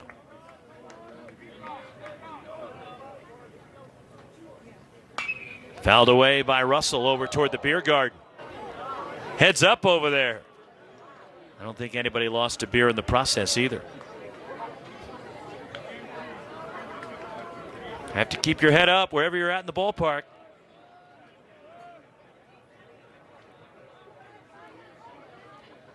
Two and one on Kyle Russell. The pitch. Ground ball. Gets past the diving Tommy Troy. Bryce Matthews had to hold up. And now he's going to run through the stop sign, throw to the plate, and out. Trying to score, it's Matthews from second base. One hopper from Alberto Rios. And going to second base on the throw was Russell. And there's one out. And a base running miscue, as you see Matthews stop and then go. And by slowing down, that may have kept Matthews from scoring. It appeared that Jake Valentine was trying to hold him up. And now Brian Green coming out to talk to Kelly Gonzalez, the plate umpire, about something.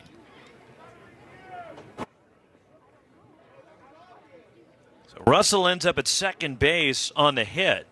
The umpires are getting together, and the only thing I can think of why Brian Green getting the umpires to get together was maybe some defensive interference. Unless he wants to challenge it, but he made no motion for the headset as far as wanting them to take a look and review it.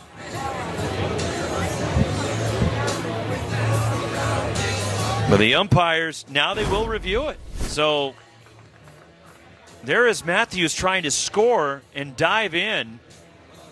And it appeared that Malcolm Moore tagged Bryce Matthews on the left upper arm shoulder area before he crossed the plate. And one more look at it. There's Moore dropping the glove.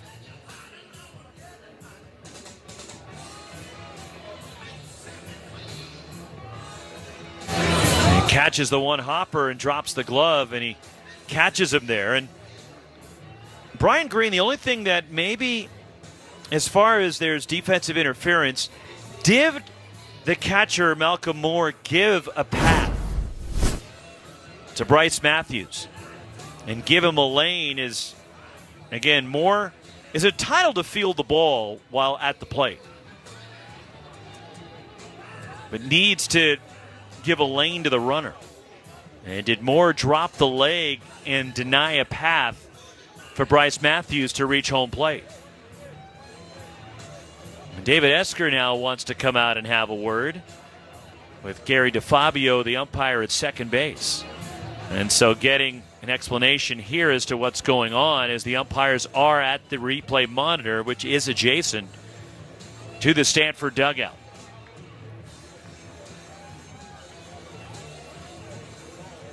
So the ruling on the field was out at the plate on the throw from Rio. So we've got a lot of stuff going on in this inning. 2 runs are in for sure, and right now there's 1 out if this call stays the way it was enforced on the field. And there's 1 out. Kyle Russell, regardless, will be at second base.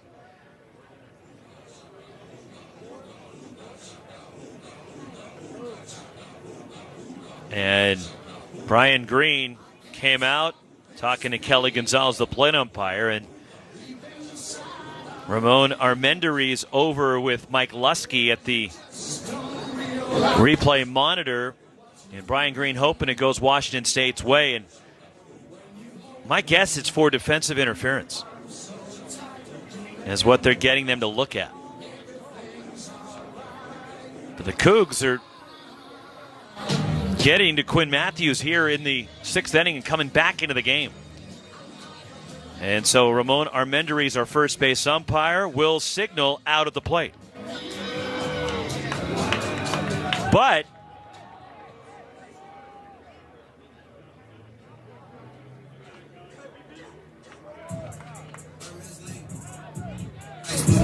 there was a safe sign thrown up. I'm trying to figure out, as Washington State will send up a pinch hitter to bat for Cam McGee. Number 26, Brandon Ponce. And this is Brandon Ponce pinch hitting. So Brandon Ponce batting for McGee here. With 1 out, so the call on the field stands as called. And out of the plate was Bryce Matthews, 7-2. There's 1 out with Russell at second base. Ponce pinch hitting for McGee, checks his swing. Did it go? Yes, he did. 0-1.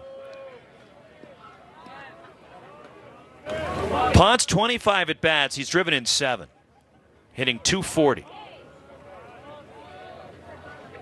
Junior from Federal Way, Washington, transfer from Big Bend Community College. Switch hitter batting from the right side. And that one hit him. And Quinn Matthews saying he thinks it hit the bat. And now here comes David Esker out to talk. And the umpires will get together again. So Ponce, who didn't give any ground, it clearly hit off the left elbow guard. It hit the guard. But Stanford's contention, maybe Matthews' point of view, is he made no effort to get out of the way. In fact, maybe even leaned into it. And the umpires are talking about it in Washington State.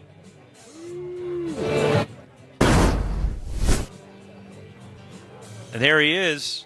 Looked like he stuck the left elbow into it a little bit. Ponce is on. And the Cougars, who lead the league in hit by pitches, coming into today, they've been hit 91 times. And Quinn Matthews and Stanford wants him to take another look. So another video review. It's clear that it hit Ponce. There's no doubt. And it hit the left elbow guard, the protection.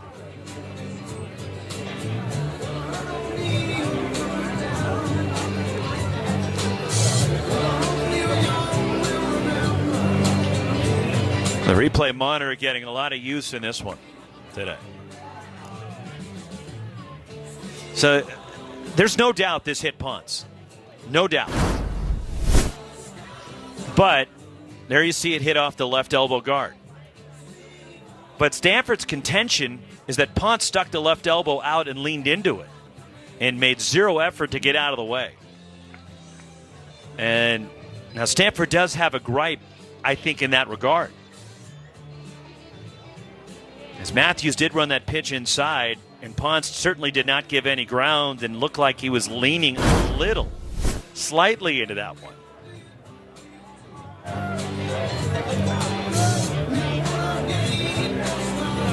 All right, headsets are off. And Ramon Armendariz. Stanford's out of challenges. That was that signal, and the call stands. It's not reviewable whether a guy tried to lean into it or not get out of the way. That has to be the judgment of the umpire. They did confirm that the pitch hit Brandon Ponce. So now that'll get the tying run to the plate for Washington State here with one out. Number 12, Jacob Morrow. Another pinch hitter for Washington State. Jacob Morrow pinch hitting. Batting for Will Cresswell. Brian Green going for it here against Matthews, knowing you don't get many opportunities against a pitcher like the caliber of Quinn Matthews. Morrow hitting .260. He's made 22 starts. He has a home run. 77 at bats. And Morrow takes a strike from Quinn Matthews. Sophomore from Warrenton, Oregon, transfer from Lynn Benton Community College. Kyle Russell at second. Brandon Ponce after being hit by the pitch at first. 0-2, the changeup from Quinn Matthews.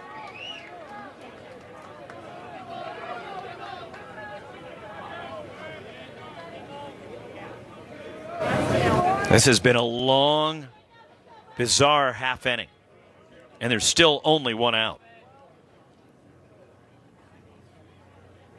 Another changeup from Quinn Matthews. That time, Jacob Morrow lays off. Ball and 2 strikes. Morrow's hit safely in 3 straight games coming in.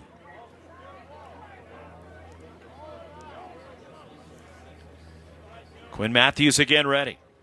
Here comes the 1-2, and a breaking ball just missed. And again, you could see the reaction. Matthews visibly frustrated.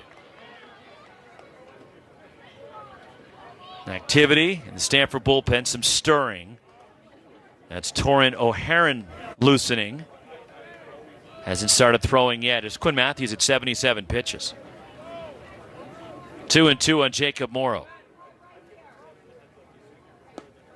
And Matthews, after jumping ahead, it's now full.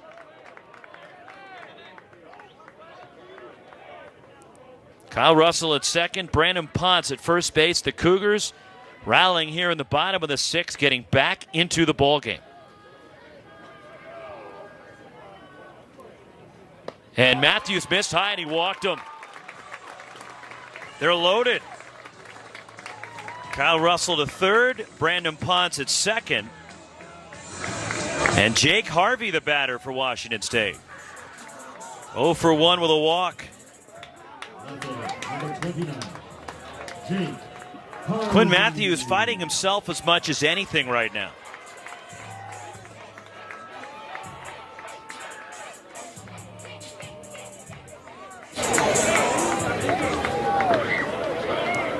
Stanford plays the infield at double play position. Carter Graham up a bit at first.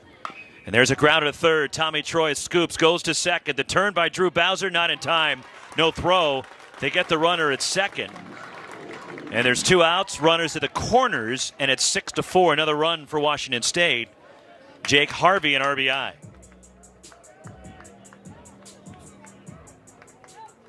Number 11, Jonah Advincula. 2 outs. Ponce at third, Harvey at first. As Kyle Russell comes in. 3-run inning for the Cougars. And runners at the corners for Jonah Advincula, who's 0 for 3 today.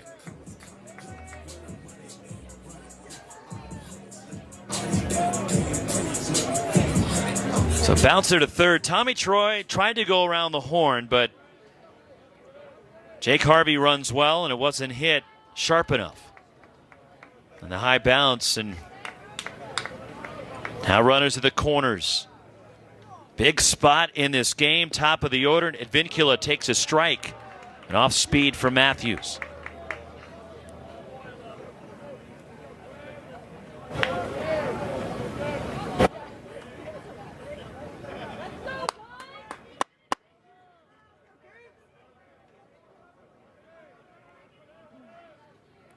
Oh, 1 pitch. Low and away. Matthews fastball missing. 1-1.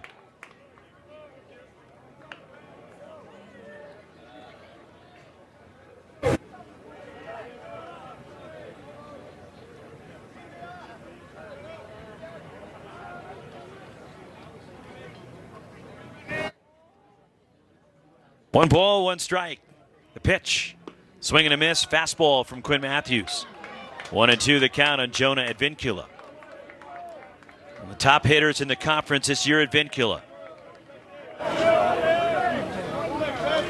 Bay Area native.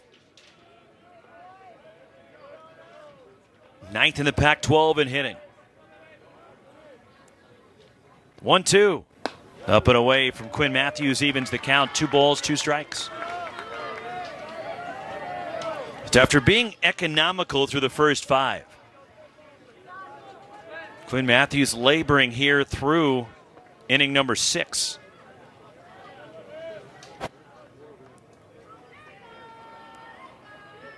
Two and two. Quinn Matthews will move to first, diving back is Harvey.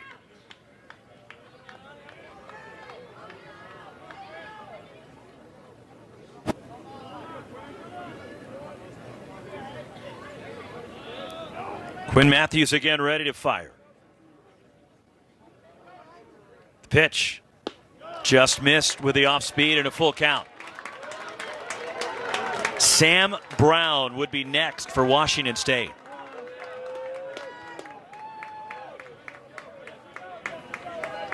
Brandon Ponce at third, Jacob Morrow at first. Or rather, Jake Harvey, I should say, at first base.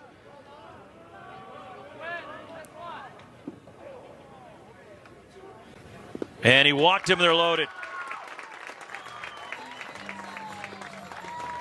3 walks and a hit batter in this frame for Quinn Matthews. And the 9th batter at the bottom of the 6th is Sam Brown, who's 0 for 3. First baseman number 25, Sam Brown. Ponce stays at third, Jake Harvey to second. Advincula is on. Couple of flyouts and a ground out for Sam Brown. Nobody throwing just yet. That's Ty Huber pacing in the bullpen. Ball 1. So 3 walks, a hit by pitch. Uncharacteristic for Matthews. He is visibly frustrated.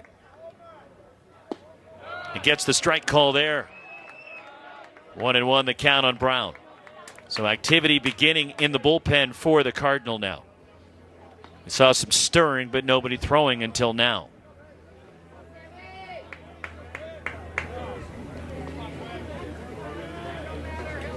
One ball, 1 strike. Base is full for Washington State. Top of the zone to Sam Brown. It's 1-2. 32 pitches in this inning for Quinn Matthews, who is averaging just over 10 per inning coming in to this bottom of the 6th. 3 runs in. They're loaded with 2 down.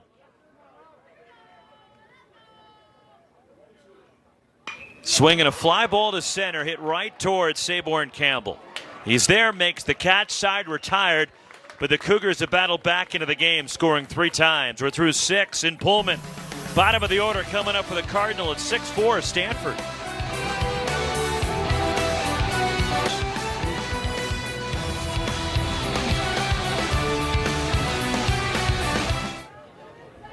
(6-4) new ball game.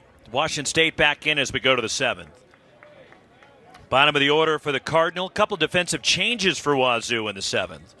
Drew Bowser leads it off against Spencer Jones. And a called strike to the Stanford second baseman. Jake Sapien, Timo Becerra to follow. One strike pitch. Bowser takes down low. Drew Bowser 2 for 3 with a run today. Defensively, after some pinch hitters in the bottom of the sixth, both stayed in the game for Washington State. 1-1.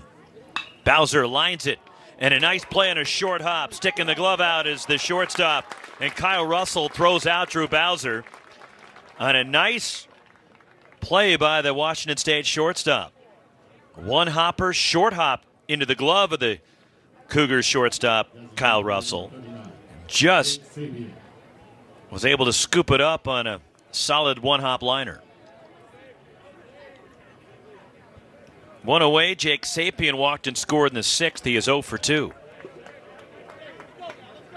But defensively for Washington State, Brandon Pont stays in to play third after he hit for Cam McGee. One strike pitch, high chop toward Ponce at third. Waits for the high bounce, rifles it to first for the out. Spencer Jones looking for the shutdown inning here. Quickly 2 outs on ground outs, and Timo Becerra coming up for the Cardinal. Becerra 1 for 3, singled in the second. So Ponce takes over at third, and also for the Cougars, Jacob Morrow, who hit for Will Cresswell, stays in behind the plate. Strike call to Becerra at the knees. There's a look at Morrow. Drew a walk against Quinn Matthews. And Matthews was breezing along, giving up 1 run on 3 hits through 5, and the Cougars got to him in the 6th inning for 3 to claw back into the game.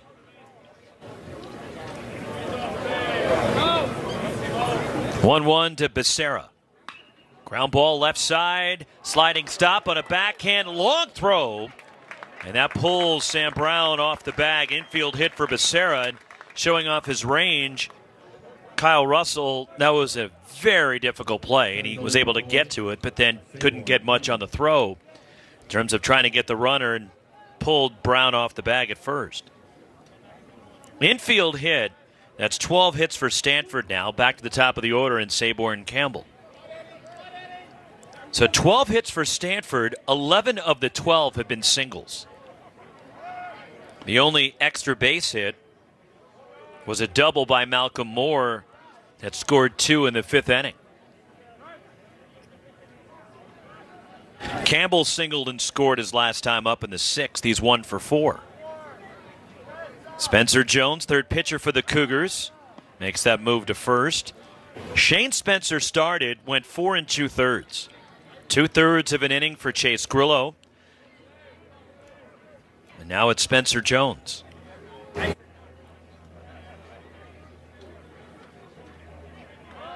Bunted by Campbell, and that trickles foul, trying to bunt his way on with 2 outs. 0-1 the count on Saborn Campbell. Cougars, who used 2 pitchers last night. Dakota Hawkins started, struck out 8 in 6 innings. And then Caden Kalber worked the final 4 innings. And what was wild, I was on the field pregame. Batting practice was going on. I was talking, I think, to David Esker, the head coach of the Cardinal at the time. And I looked to the Washington State bullpen during pregame, and Caden Kalber was throwing a bullpen session after he threw 4 innings last night. Late on a fastball, it's 0-2 on Campbell. I'm like, my goodness, the kid threw 4 innings last night, and he's aggressively throwing a bullpen today. I mean, one of the Washington State staff members talked to them. I asked them about it, and they said, he's an animal. He just gets after it. Wanting to work. David Esker, we were trying to figure out, okay, anybody really seen anything like that? And Esker remembered Trevor Bauer doing that when he was at UCLA, throwing one day and then throwing a bullpen session the next after starting the day before. High chop from Saborn Campbell, a tough play as Brown waits for it, and the race to the bag, and he beats Saborn Campbell, a close play. But the out, Stanford strands a runner. Stretch time on the Palouse, 6-4 Cardinal.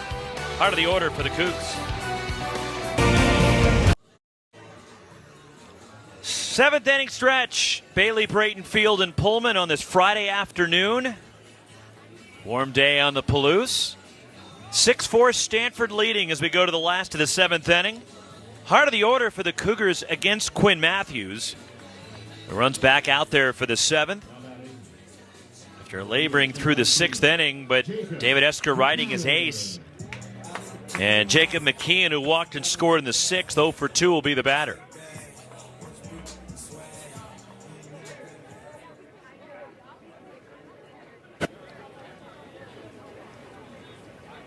First pitch, and Quinn Matthews pours in strike one.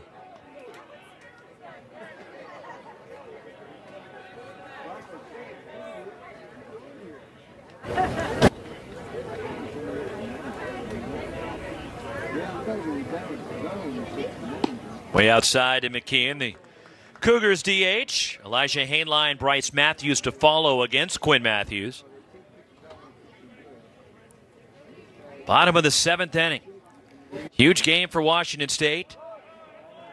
Trying to help their chances out to get to the Pac-12 tournament. And a win here today will go a long way for Washington State to making that a reality.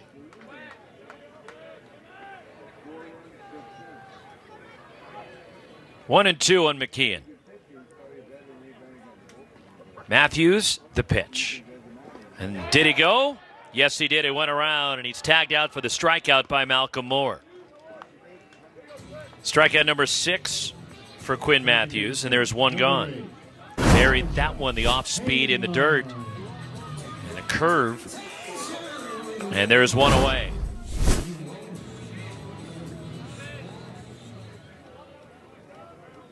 Elijah Hainline has seen the ball well against Quinn Matthews today as that curve drops in. Homer in the second, double to right center off the wall in the sixth. He's also walked. It's a good day at the plate for the Cougars' second baseman, and the one-strike curve is down low. 1 ball, 1 strike.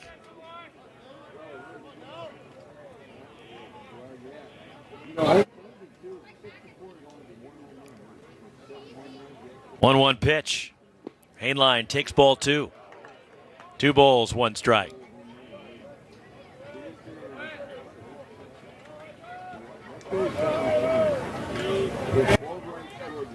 Two and one, the pitch. Bunted by Hainline, and it's fouled off. And interesting, Hainline bunting the cleanup batter for Washington State, considering the way he swung the bat against Quinn Matthews today. But seeing Tommy Troy was deep at third. A 2-run ball game, maybe just trying to get aboard and get that tying run to the plate.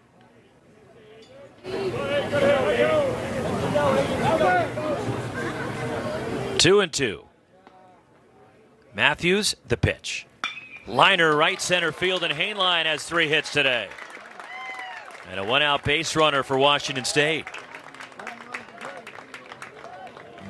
Hainline's done a good job of going back up the middle. Homer to center, double to right center, now a single to center. And Bryce Matthews coming up. He's got a pair of doubles today, is driven in 2.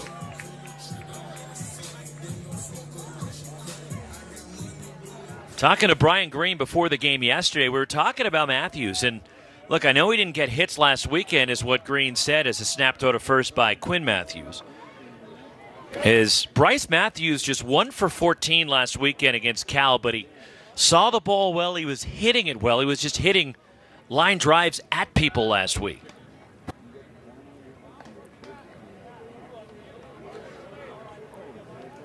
And this weekend, it's paying off for him. Those at-bats have continued to go well. He homered last night for the first time this year. Had 3 hits, got 2 hits today, as he takes just outside.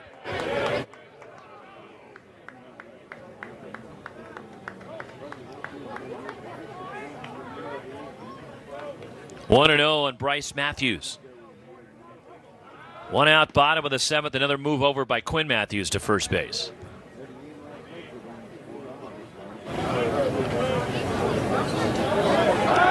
That ball skips, and another throw over by Quinn Matthews, and getting back was Elijah Hainline. Hainline stretching out that lead. He's got 10 steals on the year. Cougars have been aggressive all year running the bases. Another toss over by Quinn Matthews.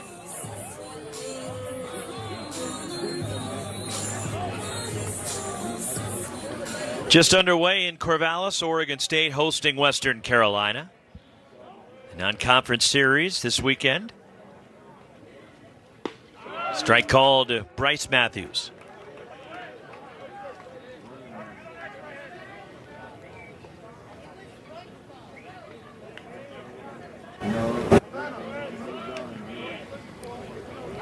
Throw to first.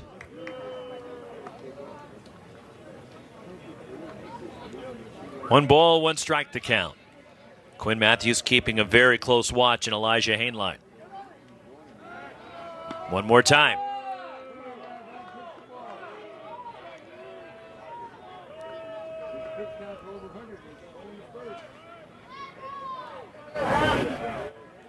One ball, one strike on Bryce Matthews. Fouled off of the plate. 1-2. So Quinn Matthews up over 100 pitches now, which we've been used to seeing from the Stanford left-hander this year. It's Quinn Matthews. He's thrown 100-plus pitches now in every start but the first this year. Did he go? On appeal, yes he did. Runner goes, throw down to second. Gets away from Timo Becerra into right center. Getting up, Elijah Hainline goes to third. Bryce Matthews strikes out after the appeal to third and to Ramon Armendariz. 2 outs, a steal for Hainline, his 11th, and he takes third on the throwing error. So an error charge to Malcolm Moore. And with 2 outs and Elijah Hainline at third, that leaves it up to Kyle Russell, who's got 2 hits today. 2 for 3 with a run, singled in that 3-run 6th.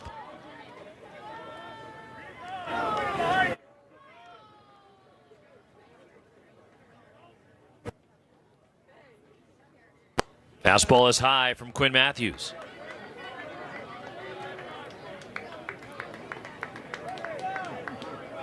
One and 0 the count on Kyle Russell.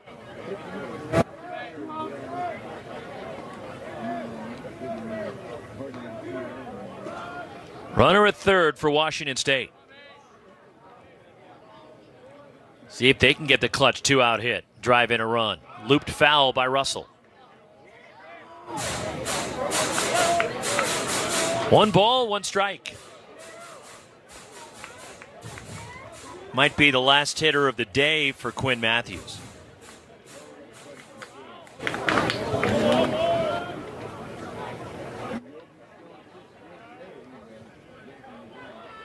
One and one.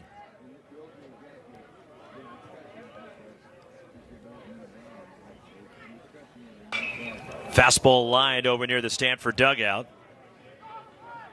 1-2 the count on Kyle Russell. Stanford scored single runs in each of the first and second innings. RBIs for Alberto Rios and Tommy Troy. The Cougs got a run in the bottom of the second on the homer, the 11th of the year for Elijah Hainline. Stayed a 2-1 game until Stanford got 2 in the 5th, 2 more in the 6th, and had a 6-1 lead. Cougars got 3 in the home 6 to make it 6-4, and that's where we sit. 2-2.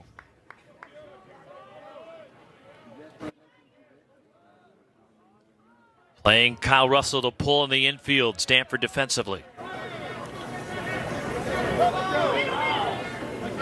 And the pitch. Strike 3 called, a fastball at the knees.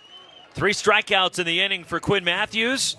And that is number 8 for Matthews. 6-4 Stanford to the 8th.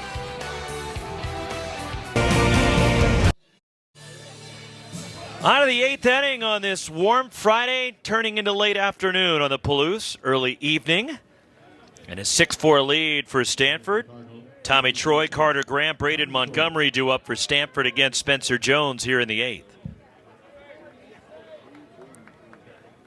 8th. Tommy Troy is 2 for 3 with an RBI and a walk today as Spencer Jones pitch, and that one's fisted out to shallow center. Racing in is Advincula, and he dives, and he can't make the catch. He trapped it. Tommy Troy hit number 3. Advincula with a sprint, giving all he had to try to catch it. And he trapped it according to second base umpire Gary DeFabio. Here's one more look at it, and he did clearly trap it. So it did bounce right into the mitt. And hit number 13 for Stanford, and Troy with 3 hits today, a leadoff base runner. Again, 12 of the 13 hits for Stanford, now singles. Carter Graham, 2 hits today. He's 2 for 3 with an RBI and a run. He's been hit by a pitch. And Spencer Jones, there's a weak ground ball, and it beats the shift, gets out into center. Tommy Troy on his way to third. So the shift backfires against the Cougars right there, with Hainline, the second baseman, over on the left side of second base. And Carter Graham just hit a dribbler that skipped past the mound and nobody home. A 3-hit game for Graham. Braden Montgomery, the batter, runners to the corners and nobody out. See the way the defense is positioned. And Jones on his follow-through, being a left-hander, it takes him over to the third base side. And that opened up the whole right side of second base, and that's where Carter Graham just hit that grounder through. Braden Montgomery struck out against Jones in the 6th. 1 for 3 today with a run. He's also walked. And he takes ball 1.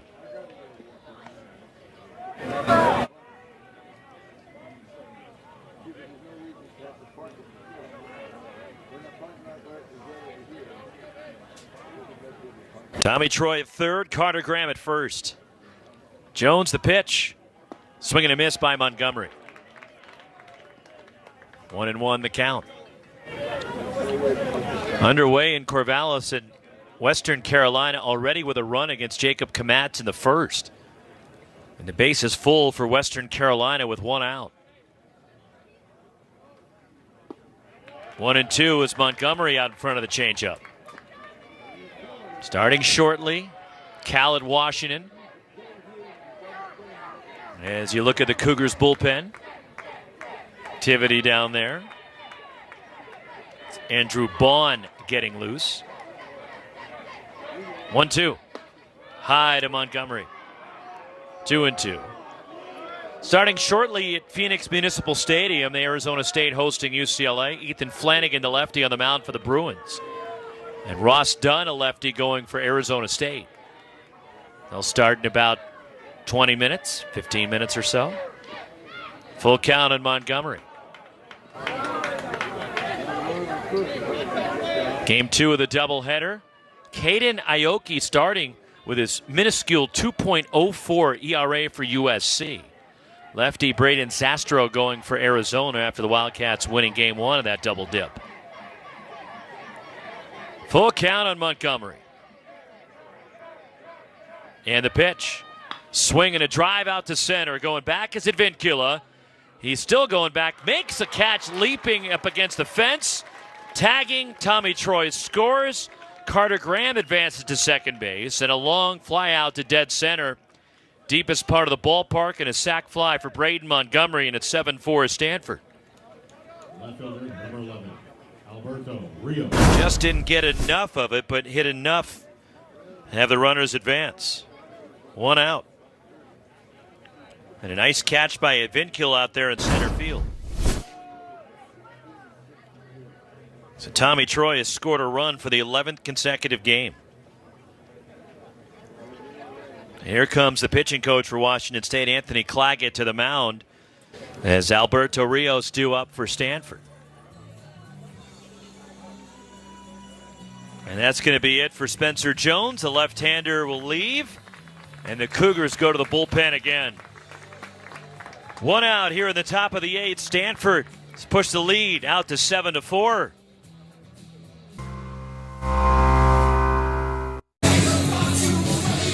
New pitcher for the Cougars, right-hander Elias Farland into the game, the junior from Longview, Washington, 6'4" right-hander. One out, Carter Graham at second base, a run in for Stanford and a 7-4 lead for the Cardinal. There are the numbers on Farland this year. 12 innings pitched, 1-0 and a 3.75 ERA, his 11th appearance of the season, all in relief. He has given up 16 hits in the 12 innings. A new pitcher for Washington State, Farland, so Stanford getting that run back, or at least one of the runs back. And a 3-run lead for the Cardinal.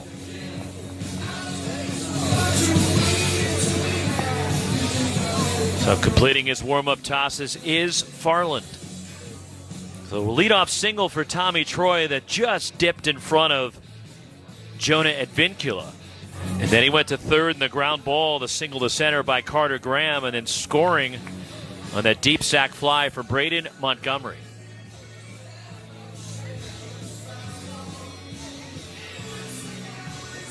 Western Carolina got a pair there in the top of the first, and the Beavers coming to bat now 2-0 in Corvallis. Game 2 of that series. Earlier, 9-1 Oregon over Utah, evening that series in Salt Lake City. And game 1 of the doubleheader, 4 homers for the Wildcats, 13-4, knocking off USC. Cooling off Andy Stankiewicz's Trojans. So 1 out, runner at second for Rios. That's ball 1 down low from Farland. Rios has driven in 2 today. He's 1 for 3, singled back in the first. Hit by a pitch with the bases loaded in the 6th inning for Alberto Rios. The pitch, ball 2.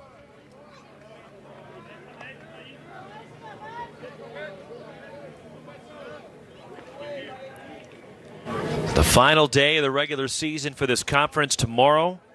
The Pac-12 tournament will kick off with 3 games on Tuesday. The 1, 2, and 3 seeds will all be off on Tuesday. 6 will play the 9, the 2 will play the 5. And the 3 will play the 4, and now Washington State will not mess around with Rios. They'll just put him on. So Alberto Rios jogs down to first, the intentional pass. 2 on for Malcolm Moore. 2-run double for Moore in the 5th. He is 1 for 4 today. Freshman catcher for the Cardinal. The only extra base hit that Stanford has today was that 2-run double in the 5th. Takes a strike. And Malcolm Moore looking back at the plate umpire. A couple of words with Kelly Gonzalez. And look, he's back there. We saw Quinn Matthews getting frustrated with some of those borderline calls that did not go his way. And that one goes against Malcolm Moore. Cue shot foul to plate, 0-2. Speaking of Malcolm Moore, a great moment for the freshman catcher presented by Graduate Hotels. That extra base hit, the 2-run double back in the 5th, driving in Carter Graham and Braden Montgomery. And that is our Graduate Hotels great moment. Stanford now a 3-run lead here in the 8th. Moore late on a fastball, and he strikes out on 3 pitches. 2 gone here in the top of the 8th. Leaves it up to Drew Bowser, who's 2 for 4 today with a run. Drew Bowser.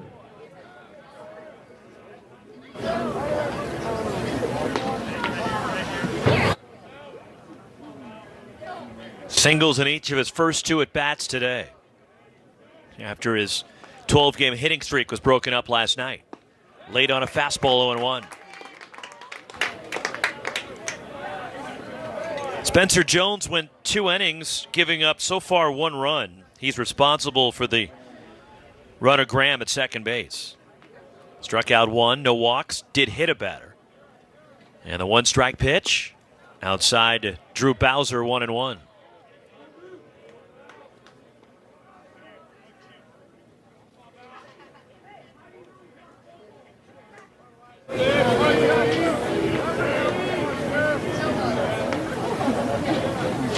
The pitch. Strike of the knees, and Bowser turned away in dismay. 1-2 on the Stanford second baseman.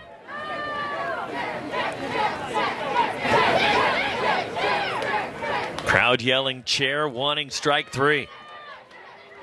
Trying to tell Drew Bowser to go sit down. And he lines this one out of play.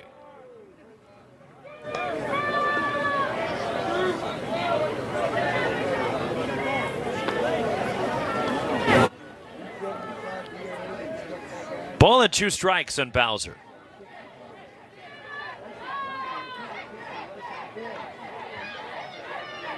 Runners lead, the pitch, and Bowser lifts this one out to right in the direction of Bryce Matthews, who makes the catch. Side retired, a run for Stanford. They strand 2 as we head to the bottom of the 8th.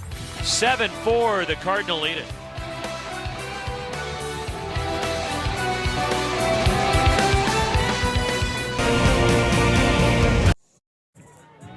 Bottom of the order. Now, I wonder when they count the official attendance for the ball game today, will they count those people and the 2 dogs up there on the hill? Up above first base. Brandon Ponce takes ball 1. He pinch hit and was hit by a pitch in the 6th. Leads off the 8th. Beautiful day. Why not go sit on the grass and on the grassy hill up there and watch a ball game? 2-0 the count on Ponce. As Quinn Matthews staying out there for the bottom of the 8th. 110 pitches now for the Stanford left-hander. The pitch. And that's in there to Ponce for a strike.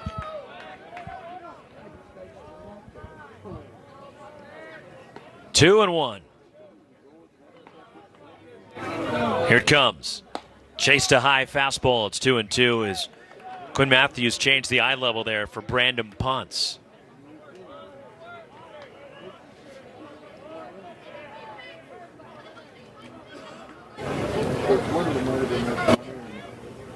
Fouled off at the plate. We'll do it again.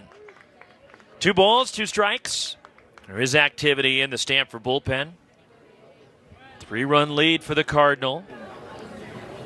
Ryan Bruno, number 34, the lefty, and that's the righty, Torin O'Haron as well. 2-2 on the way. Swinging a fly ball, right center field. Saborn Campbell hustling over, makes the catch into the alleyway, is giving way. Was Braden Montgomery for out number 1.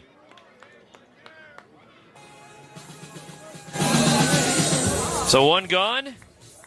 Jacob Morrow coming up for Washington State. Jacob Morrow. Morrow walked in his pinch hit appearance in the 6th inning.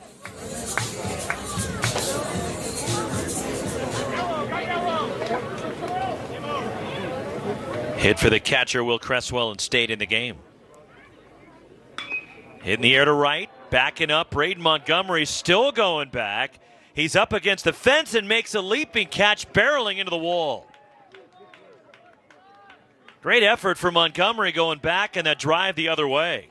And 2 long outs for Washington State here in the last of the 8th inning.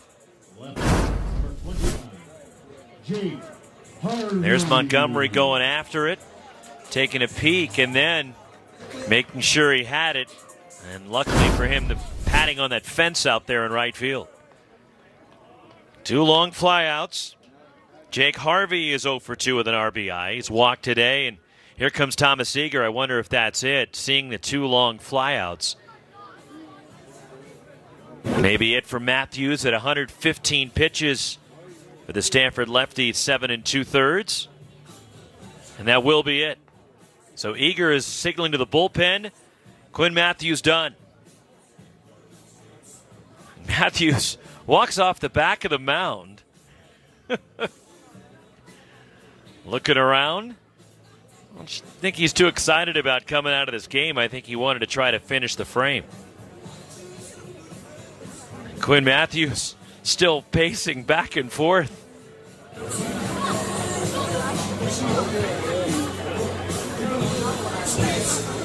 So Torin O'Haron will come out of the bullpen for the Cardinal. So the right-hander summoned here for Stanford, and the freshman will take over. Stanford up 3 in the last of the 8th. I think it's safe to say that Quinn Matthews is not happy about coming out of this game.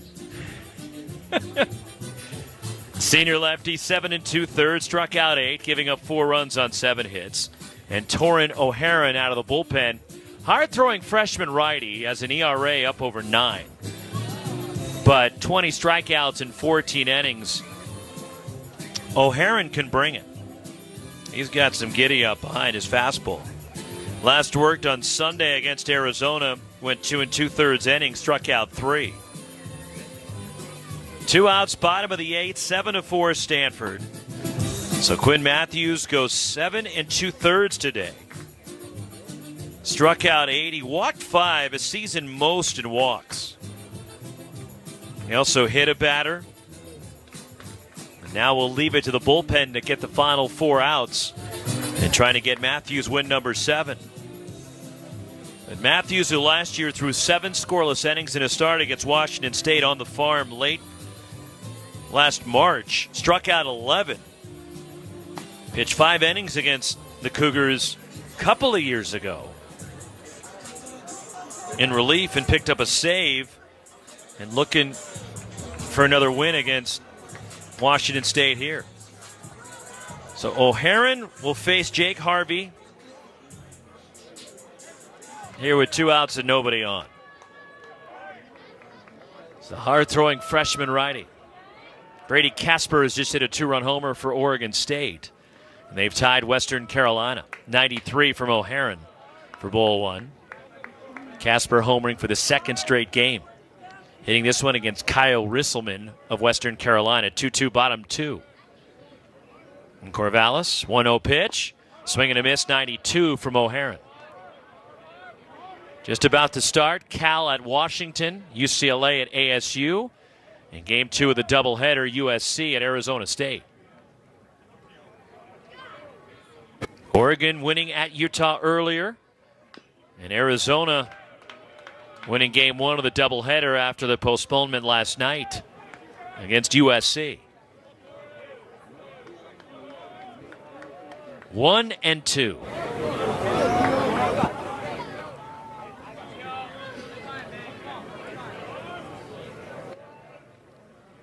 Pitch from Torrin O'Haron. And a swing and a miss, took something off, and a strikeout to end the last of the 8th inning. We go to the 9th. Stanford 7, Washington State 4, and Quinn Matthews isn't that upset. He's the first guy to the dugout to greet O'Haron.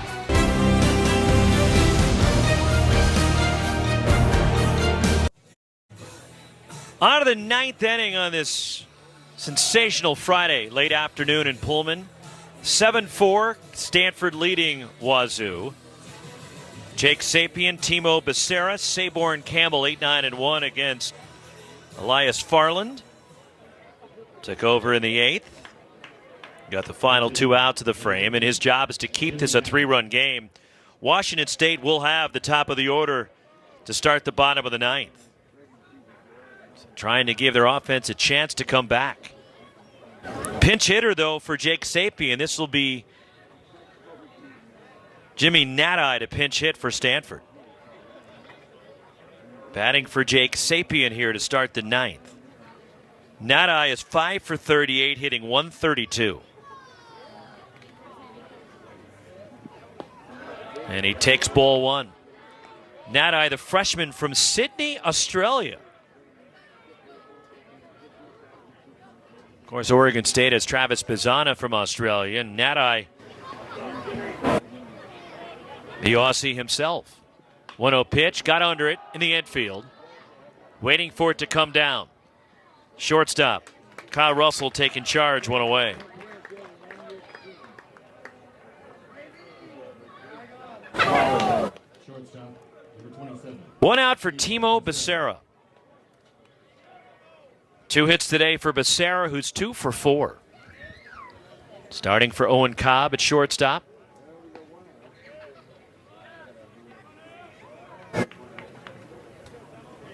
So 1 out in the 9th.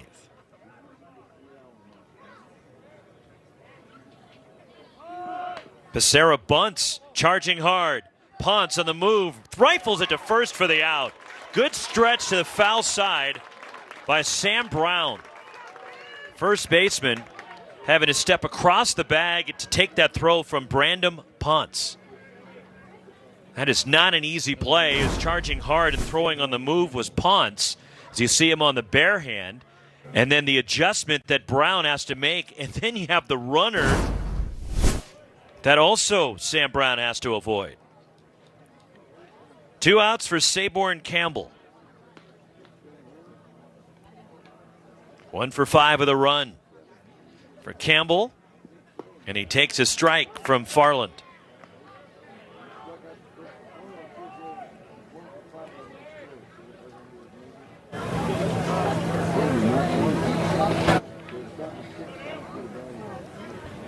Oh and 1. Farland the pitch. Just missed to Saborn Campbell, 1-1. Cal's already on the board at Washington. Max Handren, a leadoff homer. So 1-0 Cal still batting against Kiefer Lord in the first at Husky Ballpark. High chop to second. Elijah Hainline on a bounce, quickly unloads and gets Campbell at first base. And stumbling off the bag was Sam Brown, who's looking down at Saborn Campbell as he leaves the field. They get the out at first base. Cougs chasing 3. The Conference of Champions.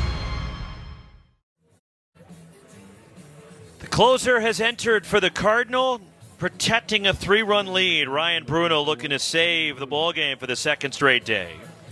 A third of an inning for Torrin O'Haron. Top of the order to face the flame-throwing lefty, Ryan Bruno, the junior from Wellington, Florida, who had to walk the tightrope to earn save number 7 last night. Gave up a run, walked 2, had trouble finding the zone, and got a double play ball to end it, with the Cougars having the tying run at third base with 1 out in the bottom of the 10th last night. 44 strikeouts in 27 and a third innings for Bruno.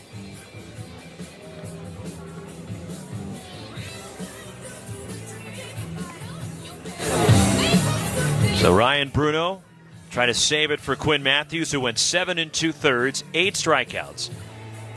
He did walk a season worst 5 today and was breezing along through the first 5, and they're the numbers for Bruno yesterday. Then in the 6th, Quinn Matthews struggling not just with Washington State lineup, but his command as well, and was getting visibly frustrated on the mound. So Bruno trying to close this one out and get Stanford win number 36, and it would improve to 22-7 in league play. And the Cardinal, who have won 8 out of 9, 11 out of 13. They've also beaten Washington State 4 straight times and 10 of the last 11. We talked about it last night. The last time that Washington State won a series from Stanford here was 2007. Stanford has won 11 consecutive series overall against the Cougars, as Bruno missing with 96. The last time that Washington State won a series anywhere against the Cardinal was 2010 on the farm. Bruno, the 1-0. Fastball on the ground to second base. Scooped up by Bowser. Slings it on to Carter Graham. And there's one gone as Ryan Bruno gets the leadoff guy. That'll bring up Sam Brown, who's 0 for 4. 3 flyouts and a ground out for Brown.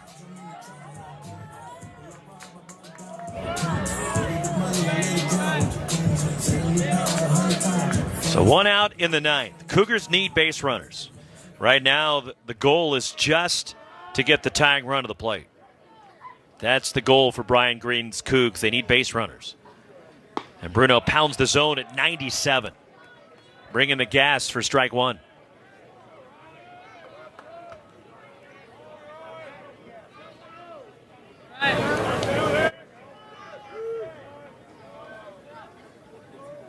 Up and into Brown, 97, it's 1-1. And it's funny, scoreboard watching this weekend, bitter rivals are actually pulling for their crosstown rival. 2-1. Washington State could use help from Washington. The Huskies are playing Cal, one of the teams that the Cougars are fighting with to get in. While Cal is rooting for Stanford because Stanford can help out the Golden Bears. That one tied up Brown at 96 up and in. 2-2 is... That's what's so awkward about this time of the year. Your hated enemies all of a sudden becoming your best friends. 2-2. Swing and a miss, got him, took something off. And there's 2 gone in the 9th. And I think they're going to warn Ryan Bruno for something here. As the plate umpire, Kelly Gonzalez, you see Bruno made the hand signal there after the strikeout, and Kelly Gonzalez came out to have a couple of words with Ryan Bruno, as we've seen over the last few years. Ryan Bruno is excitable, he gets emotional. Boiled over in the regionals last year against Texas State. We saw it last weekend against Arizona. As he gets strike 1, slider on the inside corner.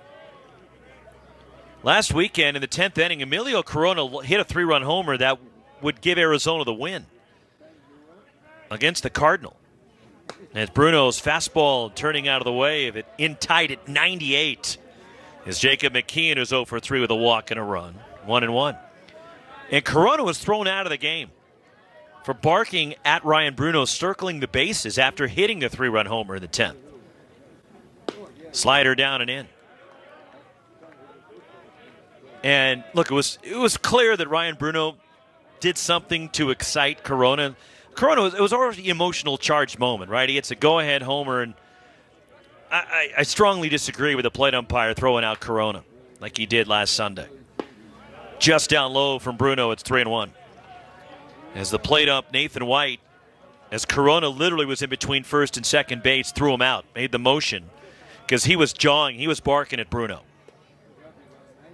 But it was clear Ryan Bruno did something to irritate him. And he missed with a fastball high and a 2-out base runner walk issued by Bruno. So now the tying run is on deck for Washington State with 2 outs. Elijah Hainline, the batter. He's homered.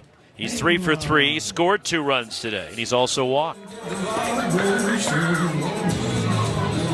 Elijah Hainline trying to keep it going. Bryce Matthews on deck is the tying run. 7-4 Stanford. Did he go? Yes, he did in a high fastball, strike 1. And I get it. It's a point of emphasis from the umpires, trying to get the trash talking and the jawing calm down and get control of a ball game and restore order if it gets out of loop. Swing and a miss at the off-speed 0-2, and the Cougars are down to their last strike. But also in a moment like that, Emilio Corona hits a huge homer. And when you eject somebody, they're out for the next game. And that kept him out of that game Monday at Irvine. Fastball hit on the ground to short. Scooped up. Timo Becerra goes to Drew Bowser to get the force. And that is the ball game. And Stanford has won the first 2 of this series from Washington State. The Cardinal used 14 hits. And Quinn Matthews gets win number 7, the save for Ryan Bruno. And for Bruno, his 8th save of the year. The loss goes to Shane Spencer for Washington State, the only home run hit by Elijah Hainline of Washington State. His 11th of the year. But the Cougars now will go into the last day of the season needing a win to get to the Pac-12 tournament, and Stanford continues to roll. The Cardinal have won 9 out of 10, 12 of their last 14.